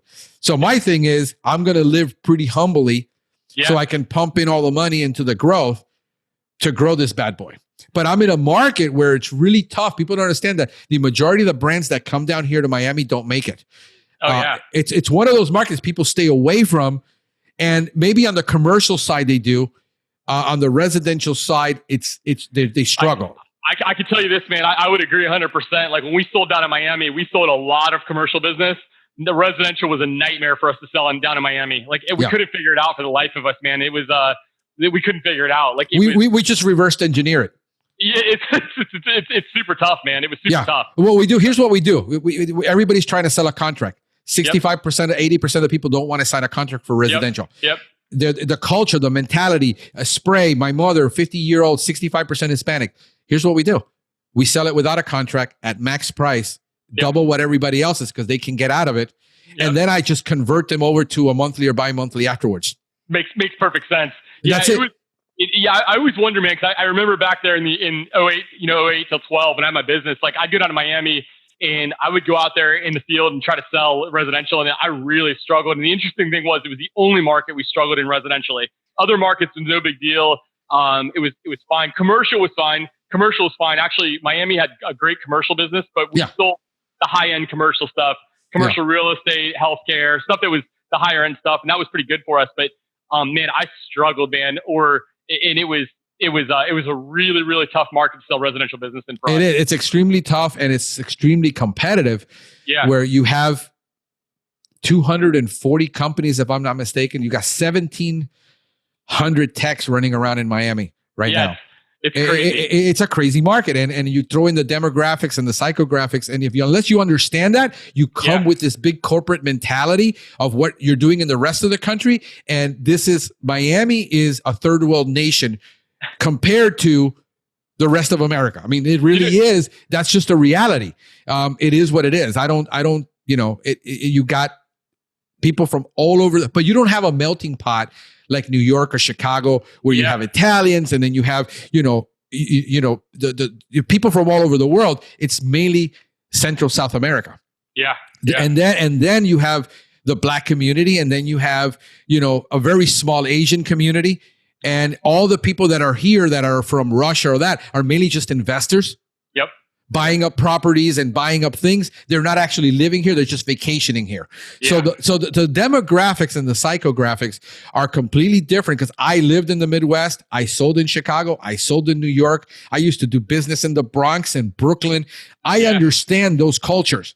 And, so when I talk, people are like, man, you're like really loud and really obnoxious. And it's like, I fit into those environments, where I don't do very well with the Southern guy. It's just too quiet for me, So that's the main thing. But let's talk about, because I know you got a bunch of courses. You talk about hiring and business growth. When do you think, for the guy who wants to grow, at what number seems to be, from what you're looking at, kind of the magic number? I have a number in my head. I won't share it with you. Yeah. But tell me, like, when you want to grow, what's that magic number when you have to already think about hiring and growing? Yeah.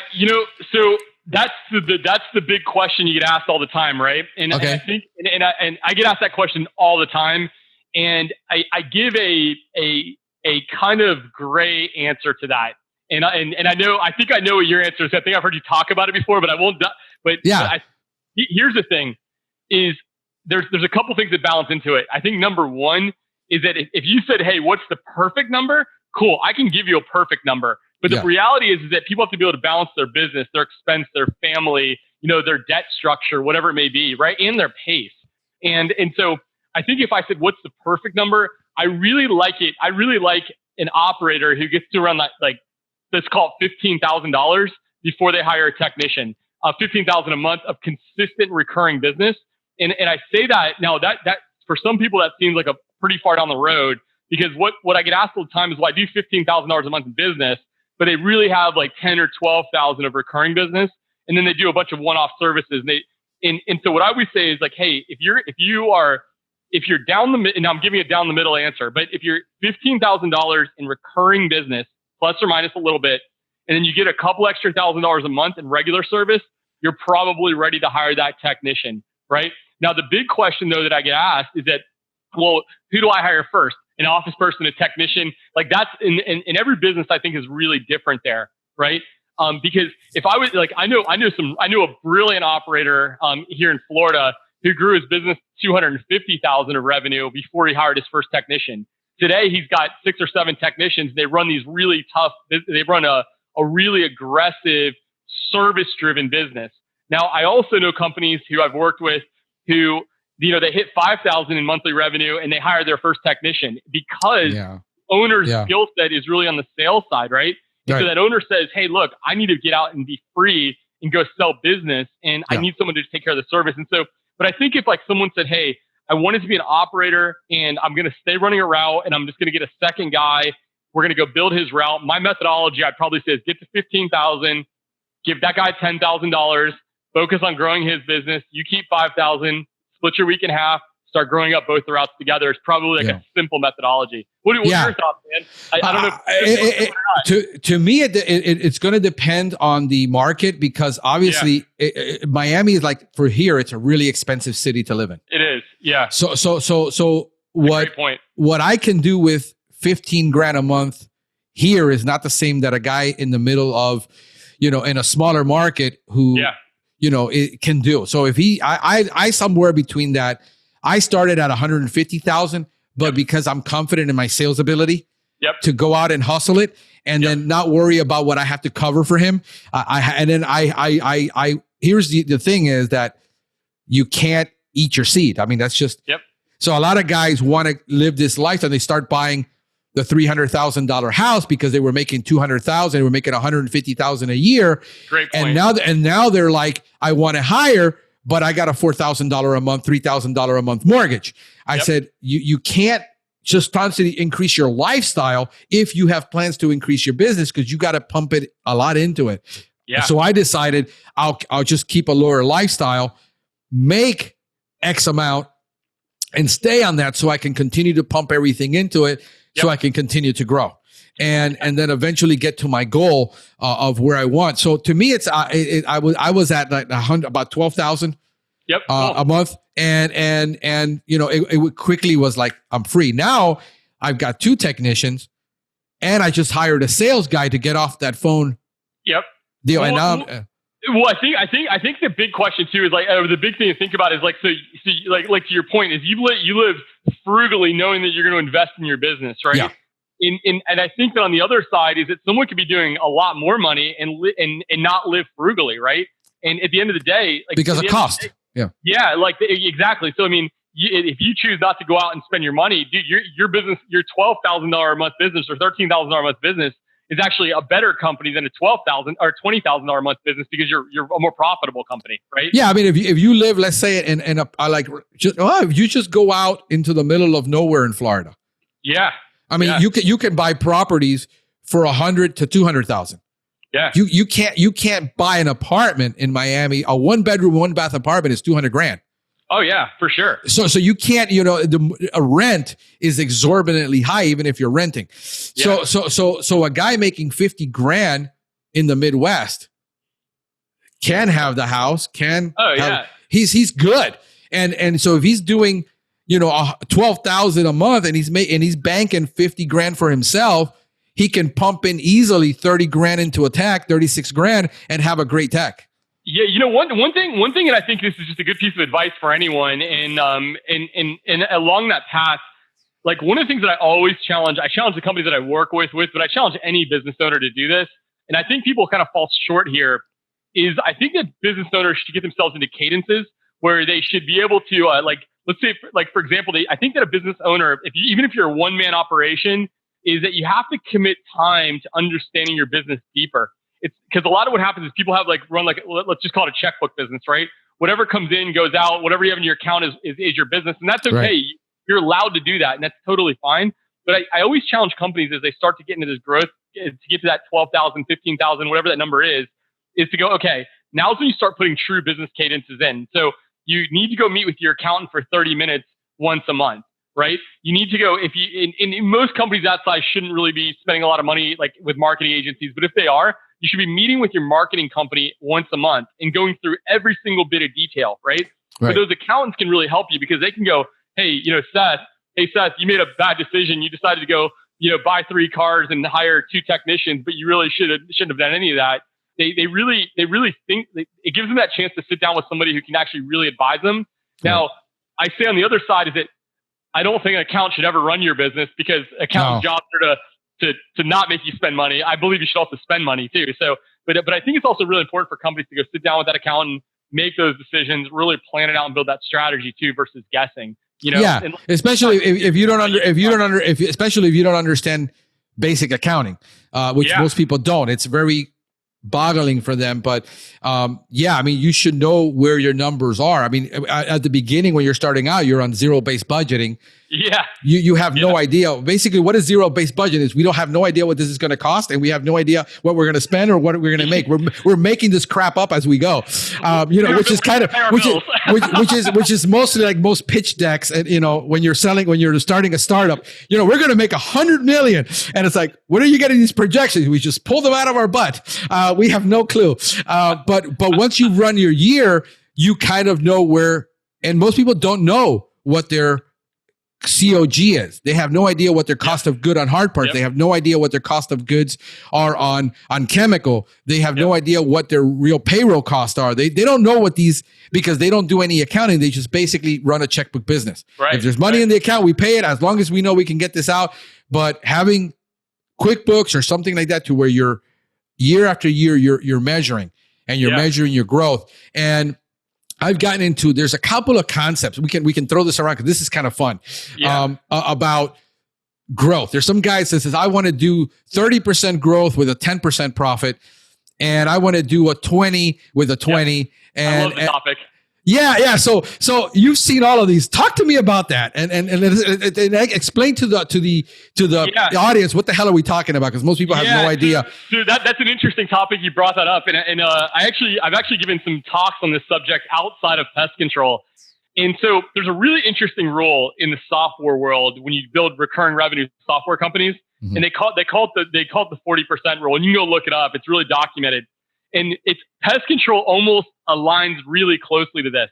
Okay. And it's really interesting. So it says, hey, if you generate a 40% profit, right, then you have no money to grow, right? And pest control is kind of like that. If you generate a 40%, in pest control, it may not be all the way to 40%, but if you generate a 40% profit, then your growth rates are going to be very slow.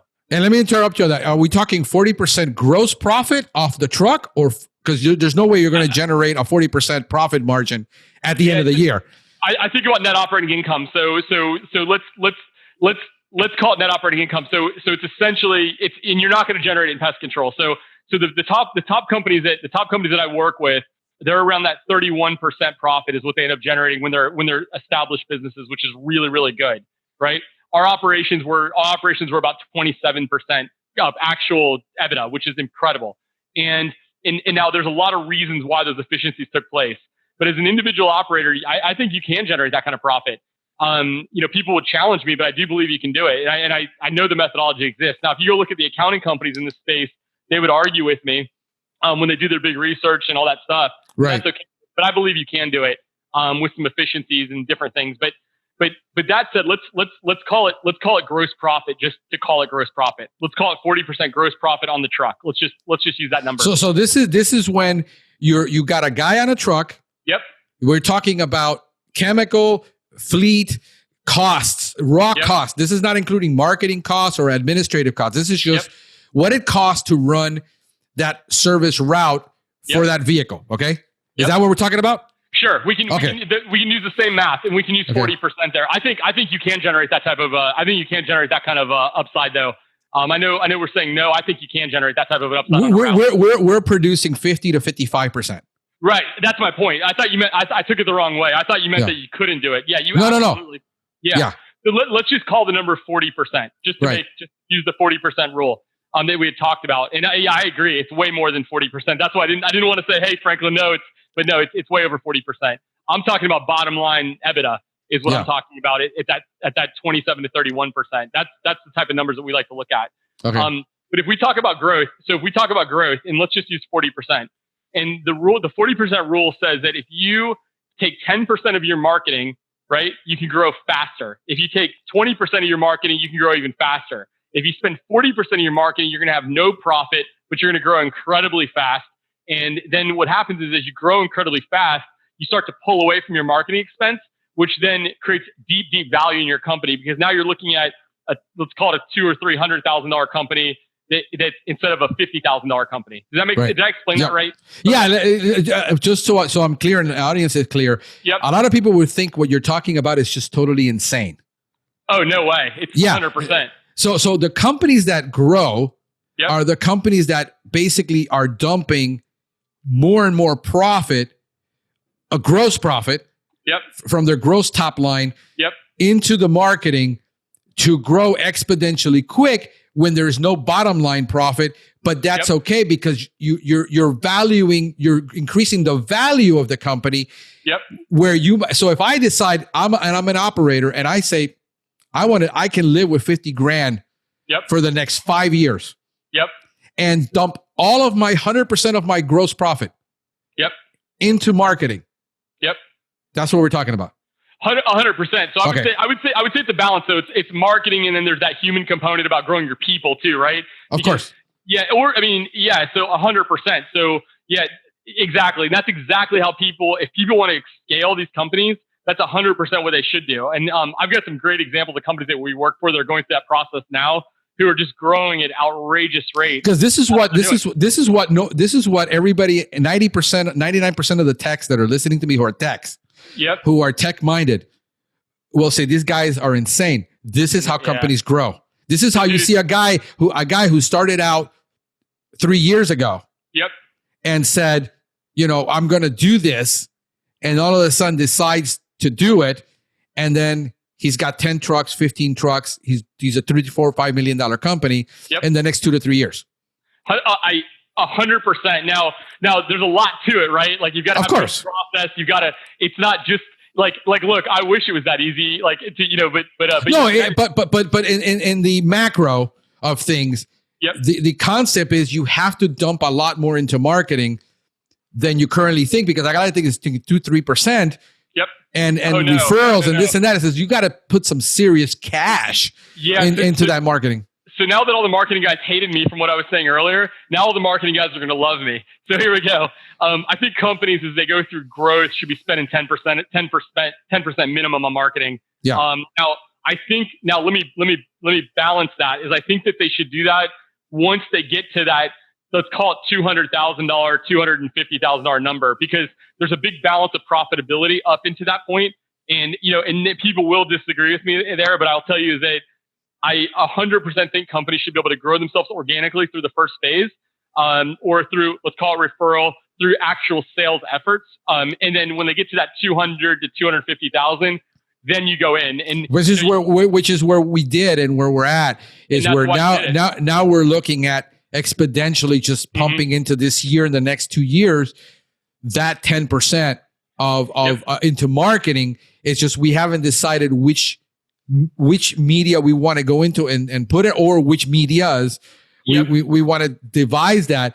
But yes, that is because we got synergy now. We've got more gross profit that we didn't have when I was a one-man show, and then we have all the overhead that is being absorbed. Literally 50% of the overhead is absorbed by one route, where if I have 2 routes or 3 routes producing at 50-55% gross profit, and we can manage the overhead of how much administrative people we need, depending on your skill set. Like I'll give you an example, and this is so that we have that company running here, and he's probably listening in on the things. But we've got that company that we run here in Tampa. It was kind of our little test project where we just run these methodologies through this company. It's all the company's money and whatever it is, just to test them these methodologies we use.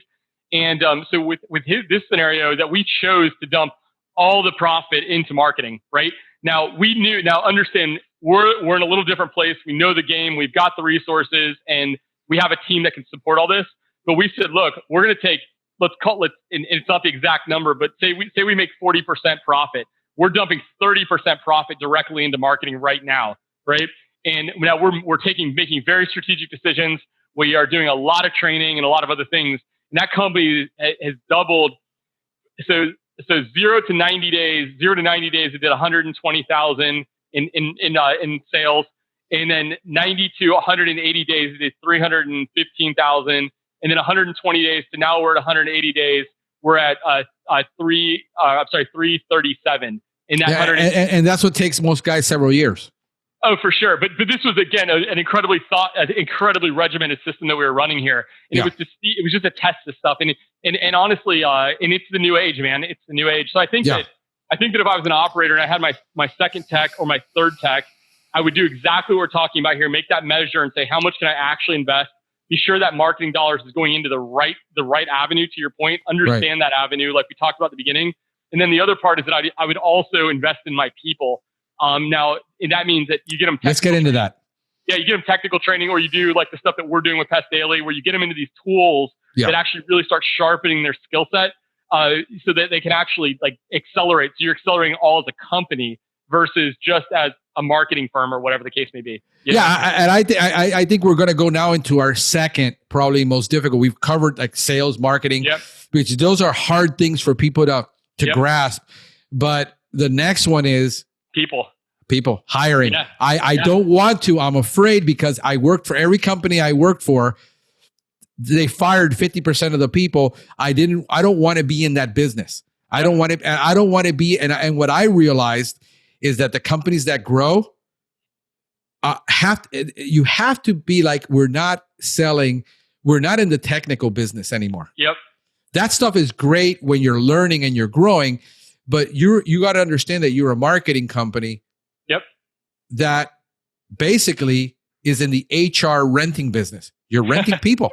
You're renting out people to clients to solve their problems. This is so going to that mentality that it's grueling for a lot of people in their heart to look at it so cold and calculating.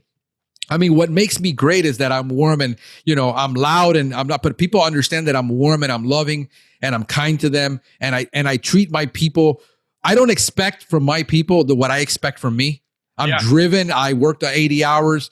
I don't expect that. I expect them to come in, be trained, do their job, and go home to their families and enjoy what it is they're doing. On an executive level, it's different, but on the down level, I don't have those expectations. And I think that it's the mindset of the expectation of what your expectations are always out of context with the reality because you've never been there and you've never done it. You just hear about everybody talking about it on Facebook and everybody pontificating on something they've never done.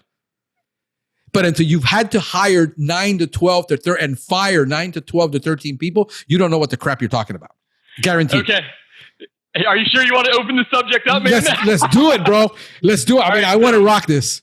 So I've hired hundreds of people in my life, hundreds. And I've had managers hire people and their managers hire people and VPs hire people and different things. And here's the thing. And this is actually, I've got some deep expertise here. Not that I'm right or wrong. I just got some expertise because I've been through the ringer with this. Right. And when you boil it all the way down, is my core belief, and people are going to, and this in pest control as a whole, people tend to disagree with this, but I would challenge this disagreement, is that you have to, I follow the concept that Richard Branson put out there, and I've always followed the concept that you need to teach your people, you need to train your people so well that if they decide to leave, they can, and that they can go on and run a successful company. But then on the other side is that you want to train them so well that they never decide to leave you, right? And I've lived by that mindset for a long time. And you know what? I've had people go out there and open their own companies. And you know what? Those guys are running successful companies today, and I'm incredibly proud of them. As a matter of fact, I'm so proud of them that if I've done my job as a leader, and I'll dump into the fundamentals of this. If I've done my job as a leader, is that, dude, not only do I want them to go do it, but I want to be their number one investor when they go do it, right? Because I want to be the guy. Like, I want to support them and help them go, because I don't look at it as taking my business. I look at it as creating a future for somebody else. Now, I'll rewind that. The majority of people don't want to do that, right? The majority of people want to come to work. They want to live. They want to go home to their families. And that's the bigger part of the population. And a lot of times I hear from pest control operators is they're like, well, I don't want to teach them what we do, or I don't want to teach them exactly how we do it because they're going to go do their own thing. Okay, cool. If they really are driven and passionate, cool, they should go do it. As a matter of fact, we had a scenario where one of the guys in our old company back years ago said, hey, I'm going to go start my lawn operation. And my partner was like, screw him. And I was like, look, let him go. Like, maybe you invested it. Decided not to invest in it. You know what happened? He wasn't successful. And you know what he did? He came back and he had his home and went on to become a great team member for us. Okay. Yep. And so let's kind of like go. Sorry, I got on my soapbox about something. No, that's okay. That's cool. So I think like when you think about people, is to your point, you're renting somebody out to service a customer. I like that concept a lot. But what you're really doing is you're renting out you're renting out someone's business, right? So if you're a technician, you have your business, you have your own business. Now your business is potentially a 9-to-5 business, and your business doesn't require you to come to work afterwards. But your business during the day is being sure you hit your route correctly, being sure you take care of your customer, be sure you upsell if that's part of your company, right? Right. And then from the technician, if you have a service manager, well, the services manager has his own business too. His own business is whatever metrics he has to follow, whatever his day-to-day looks like. And then his business is also his employees, which is his technicians, right? A technician just doesn't have employees. Then you go to the business owner. Well, your business owner, your obligation is to run your business. Well, your business has your service managers and your technicians and your office people and whatever the case may be. And so I'm a big believer in that. As a leader, in order to reduce the churn of your technicians, so you don't have to hire 15 then fire 15. Maybe you have to hire 15, you only got to fire 12, so you get three that are good. Is that I'm a big believer is that you empower people to understand that they run their own business and they should own their own business, whatever piece of your company that actually is. Does that make sense? Yeah, it's the whole concept of management and stewardship. Yeah, servant leadership, right? Servant leader. People don't understand that, or employees haven't been taught. Yep. By a lot of companies that they work for, because a lot of the times, we're getting kids now at 24, 25 who've never had a job. Yeah. And we're inheriting that. And people are like, well, kids today. I look at it and I say, I'm throwing it back at the parents and going, you raised them. Yeah. You're complaining about the same kids today when you were the generation that raised them. So we got a lot of issues, but I find that there's a lot of good kids who are hustlers, who enjoy the grind, who want to be successful, and they want leadership and mentorship. The problem is you want to micromanage, and they can't. Right. You suffocate the employees. Then let's go back to the first step about hiring, because most people have never done it. Yeah. And I know you've got a couple of videos on hiring. We built a course on it. Yeah. Build a course. Talk to me about that course and talk to me about that process. So that course. So now there's a lot of methodologies. Not that ours is right or wrong. Again, it comes down to following a methodology. I just built a course that talked about how to hire a technician. Right. It also talks about how to hire salespeople. But it really teaches the other side as well, which is as a technician, how do you interview for the job? It teaches all of that. Right. And I think what happens is this. That's brilliant, by the way. To educate the actual technician about how to actually get this job, because nobody's doing it. That's awesome. We did another fun one, and I'll get back on the subject. We did another fun one, but we did one on goal setting as well. And we talked about how to owners to set goals and how different people in the organization can set goals. But one of the other ones we did was kind of like a little bonus I did for fun. Is I did one that was teaching a technician how to get promoted and how to set their goals to their owners so they could actually get promoted, which is a pretty cool one. But anyway, so as we talk about the process, this was the process. One of the things that, and I've challenged some of the companies we work with this, as well as I challenged myself, because when I started in the pest control business, it was, look, I have a technician position I need to fill. Here's the things that I need, and just go fill it. The first person that hits that criteria, right? But I negated a couple things. I negated, are they a cultural fit? Do they have work ethic? And I'd interview them maybe once, maybe twice, and they'd get in the truck, and then I couldn't figure out why I had that turnover. So I said, okay, let's rewind. Let's rewind. And so this is kind of how that process works. Is I said, okay, step one is that what's the number one thing a technician does, right? Well, the number one thing a technician does isn't pest control. The number one thing a technician does is he communicates with customers. And the number two thing they do is they're logistics people. They know how to manage their day. The third thing they do is pest control, right? Because if you think about it, you do 20 stops a day, right? 20 stops a day, you're only doing 2 or 3 hours of real pest control. The rest you're driving around, the rest you're managing your day, the rest you're taking call, whatever you're doing, right? Right. And so I said, we have to get to that skill set. So that's the first thing. So we have to get to that skill set. So what do you do first? Well, the first thing is that you phone screen them, right? Well, why do you phone screen them? Well, because they're going to be talking to people. And if they can't phone screen well, or they can't have a conversation with you on the phone, well, how are they going to represent your company when they're calling their customer, right? Makes sense, right? Okay, so now they go through that process. They do great on the phone screen. They do really, really well. So then you invite them in to come to an interview. Well, as part of the interview, as an owner, you sit them down and you interview them, right?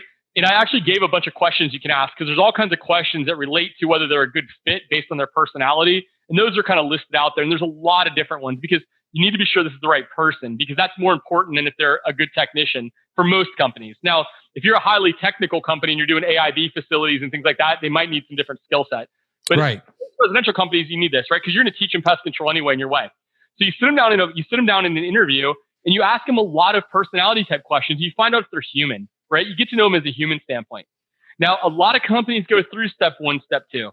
So step 3, which is the most interesting, is you said, okay, so if I'm interviewing as a technician and I'm going to get a job, is that I'm due to get on a phone screen. I can talk.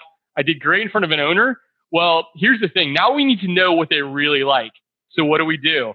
We stick them in a truck with one of our technicians for the day, right? So we let them go out in the truck, right? And now not only do we let them go out in the truck, we pay them to go out for that entire day because their time is equally valuable and they're committing time to the interview process. And we should, as an owner, be able to commit that much time to be sure we're with the right person. Right. So they go through the interview. Now, here's the thing. What do you find out when you're with somebody for 8 hours in a car? Their bad habits. Everything, man. Everything. Right? Yeah. Dude, because you're getting comfortable with them. Now, and if you're in a one-man operation, take them out as the owner, right? Right. And man, cut it up with them. Have fun. Get to know them because what happens? Next thing you know, they're talking about all the things they do on the weekend. They're talking about who they really are, right? Now, you might also find that home run, right? Or like, let's say, for example, your culture is a culture of, hey, you guys go out every Friday and you guys go get beers, right? Well, you need to be sure that guy is going to be the guy that wants to be part of that culture, right? Or if you're a culture that's not that and you're a culture that doesn't party, right? You need to be sure you got the right guy, right? So now you spend 8 hours with the guy. Now you know everything about him, right? Right. So then you bring him back, and then as the final interview, you have to go through the background check, but then you validate everything they told you, and you make them an offer because now you've committed, let's call it 2.5 or 3 hours to this person who might be with you the next 10 years of their life, right? And if you nail this piece, now you create longevity with this person. And the neat thing is that you have all these check boxes along the way to determine if it's the right person or not. And at any point, that you've heard the adage that you always hire slow, fire fast. That's a big adage, right? You hire slow, you fire fast. What happens in the industry is people hire fast and then they fire way too slow, right? Yeah. So in that hiring process, the one at least the version that we designed, and there's lots of different versions, is that now if you see that red flag anywhere as part of that process, the interview it's time to end it and you move on to the next guy, right? I don't know if you like that process or not, but no, it's probably oversimplified because it's in the reality it's probably a little bit more. You still got to get the calls. You still got to qualify the right guy. And for the average guy who is on the road by himself, taking the sales call, taking this, it's a big mental overload. Oh, I got to take another 100 calls. Yeah. Because you once you put an ad out or you're looking, I mean, there's lots of methods. You're always prospecting. And in the case, I think you have to become fanatical. I think salespeople can do this more naturally because we're just fanatically about, we're always prospecting for something, whether it's, if it's a customer, then when employee mindset, okay, I'm in an employee mindset, everybody looks like a potential. So I'm at the grocery store and that kid at Publix is just freaking amazing. The way he took care of me at the cash register. This guy would be great if he would love to be outside in pest control, because nobody has ever taken care of me like that when I'm at Publix. Well, so I guess I'm always in that mind frame, and it's about being in a mind frame. So as part of this, we talked about your recruiting methodology. How do you go about that? But I think if you remember how we opened this conversation, we talked about designing that revenue producing time for the golden hours. Well, you're really committed to your business. Now, people are going to think I'm crazy. Remember, I was in a truck and I did this, right? It's not. I'm not. This is not pie in the sky, right? When you're recruiting people, you have to almost have that same level of, to your point, fanatical prospecting, and you have to almost sit there and say, look, for the next hour of my day today, I'm going to recruit, right? I'm going to get back to all these people. I'm also going to have my time scheduled. And then when I'm done recruiting for the day. And I get back to my revenue producing time or my service, right? And so you have that time block function is what separates what does two things. It takes it from an individual operator standpoint. It takes that individual operator and it gets them into a focused time, so they don't have to chase squirrels, right? Yeah. And so what it really does, and you could speak to this, I'm sure, is it reduces your anxiety of what should you do next, right? And so if you know that I'm going to wake up on Tuesday morning, I'm not going to take any service calls until 11 o'clock. And between 9 o'clock and 11 o'clock, I'm going to follow up with my recruiting. And then after 11 o'clock, I'm not going to look at recruiting again until my next recruiting time. Right. And I think it's learning time management skills in a different way when you're at tech and everything is managed for you. It's almost managed chaos. So what I look at is, okay, I got to learn that. Like right now, I told my techs. And I told people that are my sales reps, listen, I'm going to be in a meeting, doing a podcast for 2 hours. I'm not going to take any calls. And I don't. So, but I've got an answering service taking calls 24/7. Sure. I have a sales rep answering those calls. My tech is out in the field. He has all the instructions. They might call me once a day on an issue. They're in the field and they're like, and he knows that when he's with a customer, they call me and that's fine. But for the most part, I'm about, like the biggest thing with me is that I'm a creative. Yeah.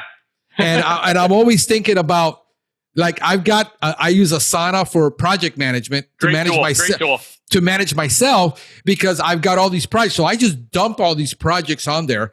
Yeah. And then as I start pecking away at them, but my daily routine is on Asana. I got to post a video daily. For Pest Geek, for Nature Pest, I got to do one post. If I don't manage it to that detail because I do have ADD, I fall apart. So I have to highly structure myself to function.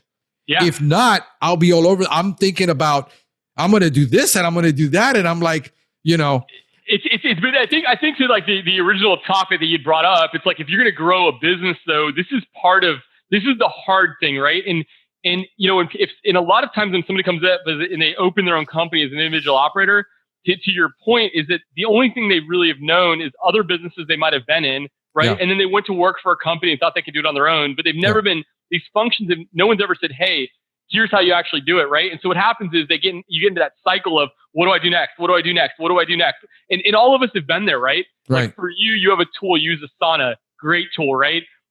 For me, I run a different methodology, and I have to. But these are things that take time to learn. And so when people ask this question, this is an interesting methodology for people that are still tuned in, is it, and I challenge my customers with the same methodology, which is from a consulting standpoint, not from the training standpoint, not from the technology, but from a coaching standpoint, is that you have to learn as a business before you grow. And this is that you have to learn how to win day over day first, right? So you learn to win day over day. After you successfully can win day over day, that's brilliant. Then you get to week over week. After you learn how to win week over week, you go month over month, then quarter over quarter. By the time you learn how to win month over month, like in a successful way, you're ready to go to the next level, right? But until you can win like that, companies aren't really ready. And that's time management. That's process. That's all these fundamental like things. And so, but then when you get to go quarter over quarter, which many of the companies that I've worked with, these guys are running multi-million dollar companies now, but they started it, 250 or 300,000 or 500,000.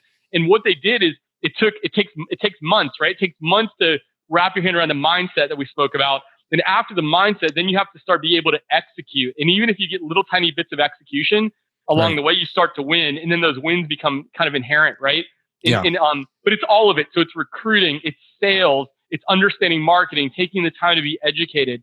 But the reality is that I'm on my soapbox again. Sorry. But the reality is, I'm good. The reality is that you put the time in is that you get an exponential return. And so if you don't put the time in, then you get a level return, right? And so like why you're so good at why Pest Keeps has gotten so good and why you can put out 50, 60 pieces of content a day and you do all these things, it's because you've spent the time to understand it and learn it, right? Yeah. And it's the same thing with humans. It's the same thing with training people. It's the same thing with finance. It's all of that, right? Because if you put 100 hours in now, it's worth 10,000 hours of your time later, right? Yeah, it's tuition. It's like learning anything. We have to learn that learning isn't necessarily going to a class. Yeah. Learning, I mean, if you want to learn how to do TikTok videos, go on TikTok and just start watching 8 hours a day at TikTok for the next 3 to 4 days. Who's got that kind of time? If you're going to be successful at it, you make the time. So 100%. it may be a 1 hour block every day for the next 3 months. Yeah. Yeah. And you say, okay, I'm not going to do it now, but I'm going to do a 1 hour block a day for the next 3 months so that I can really become an expert at this. And I think it's the same thing. I think that with a coach, and I was having this conversation with a buddy of mine about coaching people. And I said, the reason I don't like doing startup coaching for startups is that they have all these ideas and all the things they're going to do. And they're already convinced they probably haven't smacked into a wall yet. And until they smack into the wall, I'm not going to convince them of otherwise. Yeah. So that's why I don't do the coaching bit. But I think as a coach, what my goal is, okay, look, execute on this. You've got all these great ideas. Pick one and execute and focus on this. You know, I love that Dumas, he says, focus, follow one path unto success. Yeah. So that's what I do is I start getting it. But, you know, I've done this traditionally for 13 years. So now it seems like, you know, Frank doesn't do a darn thing. My goal is not to. My goal is no longer to have my business run me. Yeah. Have me run the business where I am. But until I've hired 12 or 13 people, I don't know what the hell I'm talking about. and I don't want to go through that pain of hiring 13 people and firing them. I said, that's the reality. Yeah. It's the truth, man. It's the truth, you know? There's no shortcut in the success. I think it's just executing and failing fast. So that, and people are afraid, well, what if I fail at doing ads? What if I fail at doing YouTube videos? You learned how to fail. I mean, it's like, how did you learn how to ride a bike? Yeah, there's I'll tell you this, man. There's a really great book, and I would suggest anyone who's gotten a kind of an intense win personality should read it, called Relentless by Tim Grover. Have you heard of it before? I haven't read it yet, but I'm going to add it to my list this weekend. Go read it. So inside the book, so he's the trainer of Michael Jordan, Kobe Bryant. It's an intense book. Like most of the companies that I work with, they're all reading it. They're all relentless, crazy people now. But the thing I liked about Relentless, and I think this really, there was a statement made. It said if you're one of the people that has to think about a glass being half full or half empty, you're thinking too much. And I went right. And so hang on a second now. Now understand, I've been running companies since I was really young, and big ones, small ones, all kinds of stuff. And this was about, I've read the book 5 or 6 times now because I love it. And I never caught that until like this last time. And I read it, so I kind of got in a funk. And here's what the next statement was though. You're thinking too much. If you like, if it's half full and you like it, fill it up. If it's half full and you don't like it, dump it out and start over. Right. Yeah. It's a really powerful statement to your point. Really easy stuff. Yeah. If you go spend money on Facebook ads and it fails, you know what? It didn't fail because you sucked at it or your company sucked at it. It sucked because you didn't understand it. Right. Or something was, and so dump it out. Do it again, right? Yeah. Or like if you work on sales process or you work on whatever, you know, if you're not happy, do it again. If you get happy, fill it up, right? You know, so yeah, and it has to do with a lot of the myths. Everything, man. Like I got guys that still today telling me I'm going to start up my business, and how do you plan to market it? And I get deer in the headlights. Yeah, because I mean they're buying equipment and they're setting up the warehouse, and they don't have one customer. But man, they've tested every single CRM. They've done every single thing, all the easy stuff, right? But now you got to go get customers. Yeah. And so they're buying equipment and they're doing all this. And I'm like, dude, well, how do you plan? Well, how much money have you set aside for marketing? And all the budget is set aside for buying stuff. And then here's one that really gets me. I'm gonna hand out business cards. And I look, how many cards do you plan to hand out? Well, I'm making 1,000. I said, dude, when you're looking at understanding return on investment, that's providing that you actually have good copy on that card that sells, that you have good graphics and you have a strong offer. If you're putting a business card with your name on it, you're not going to sell a damn thing. You better have beautiful blue eyes, be super, look like, like Luke Lewis. I don't know if you know, down in West Palm Beach. I mean, he looks like Bradley Cooper. I mean, this guy is like, he shows up on somebody's property, like the women are like, yes, I'll sign right here. I mean, because he's really freaking good looking. Me, I have to work my butt off at it. That's hysterical, man. So a lot of things you got going for you that some people are like, hey, I have a face for radio, but I don't care. I'll go on videos. But yeah, man. I like to stay in my dark little room where everyone kind of leaves me alone and I get to play with So I think all this stuff is like, I think this is super great. I think it's super helpful. Man. I've been getting the Pest Daily emails. Good. It's pestdaily.com. Yeah. So pestdaily.com. It's pestdaily.com. We've got a pretty good social following already, and people can go check it out. And I would say the one quick takeaway I want people to know from it is I've gotten feedback, and I think somebody posted here about it being just for owners. Pest Daily is a growing tool, and so it's got a lot of stuff embedded inside its courses for technicians, salespeople, owners, a lot of stuff for HR, for accounting, all that's there. And every week we have either new contributors or new courses being published, and that's our commitment. So I want people to know that. So I would say there's about 125 lessons. There's going to be about 300 and change by the end of the year. And one of the other cool things is, whether someone's a member or not of the system, is inside Pest Daily, there's something called Request a Course. And our commitment is, as long as it's a business-related course and someone requests it, we will build it.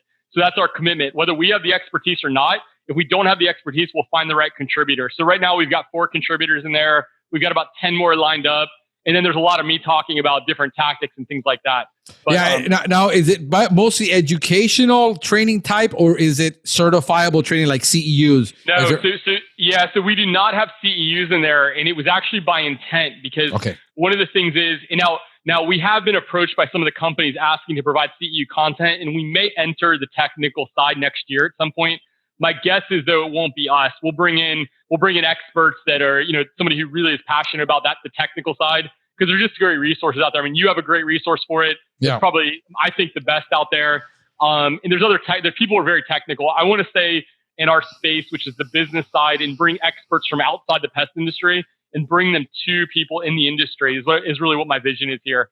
I've always, and when I'm doing with the Pest Geek and stuff that I want to do with the academy, not initially, not so much on the CEU part. Although we're looking at that right now to do it, because I believe I can provide a better CEU experience. I believe it 100% than what the compliance stuff is right now, which is boring. I really want to get into that space. So that's where I'm more focused on is, we're going to be doing CEU stuff that's compliant, but not so much. I think the people need a lot of the stuff that NPMA is not offering, which is what you're doing, what Pest Data is doing. They're more focused on the small individual technician, pest control owner growing than the top 100 is doing, and getting compliance and training for them, for their people. So I think it just fills a really big hole in this space that nobody's doing. That's why I'm excited about it. Thanks, you're looking at that from that perspective. Yeah, I think, man. Yeah, and I think, and I know we're kind of close on time, but we developed the courses. This is a really important piece. We just developed the courses so someone in their service vehicle can actually consume them in between stops. And so everything's between so let's call it 6 to 15 minutes. Every single piece is designed that way, so someone doesn't have to necessarily watch them. Beautiful. They can listen to them through their phone, whatever it may be, through the app. They can actually consume little bits of information all the time, and that's how we designed it. So people should take advantage of it. I mean, it's got the offer right now. It's got a 7-day free trial. The product is $59 a month after that. No contract. And then we do have an enterprise version for companies that are 20 plus, or even if you have, let's call it 5+ employees, we do have separate pricing that people can reach out to us on that. And we can track all the training and stuff on the inside for them, which is pretty cool. Excellent, bro. Yeah, man. But yeah, I appreciate it, man. I appreciate the plug, and hopefully. No, man. Well. I wish you all the success. I mean, I think we need more diversity in this marketplace. Yeah. There's very little of it, and I think organizations like MPMA who don't get it, and I let them know it. They're not getting it. They have their niche market. They're not getting us. And you're creating stuff like that for us, for the people who are in this sphere. Now they're doing webinars this year. 2020, they're doing webinars. But make it on demand, make it easy access, $59 a month. No membership. I don't have to spend $250. And then if I'm a member or not a member, I mean, the marketing part is get it out there into the hands of people. Yeah, I believe in, and this is the first time I've ever said this publicly, but I believe that if people deploy Pest Daily and they actually go through it, regardless of what pace and regardless of what they do, I believe that they can increase like for a smaller operation, that they can add one new customer per day just by listening to this thing and actually thinking about it. Oh, easy. I believe it's one net new customer per day per person on their team, which creates a ridiculous ROI for them. And I believe it, and I believe that they can go on into the future and do some really cool stuff because of some of the basic learning, not just that I'm doing, but that some of these contributors are doing. I mean, we're doing like today in the studio, we have the guys from EOS here, the Entrepreneurial Operating System, the book Traction. Have you ever read Traction? Yep. So we just had implementers from Traction in the studio as we've been doing this podcast, doing Traction for pest control to put into the system.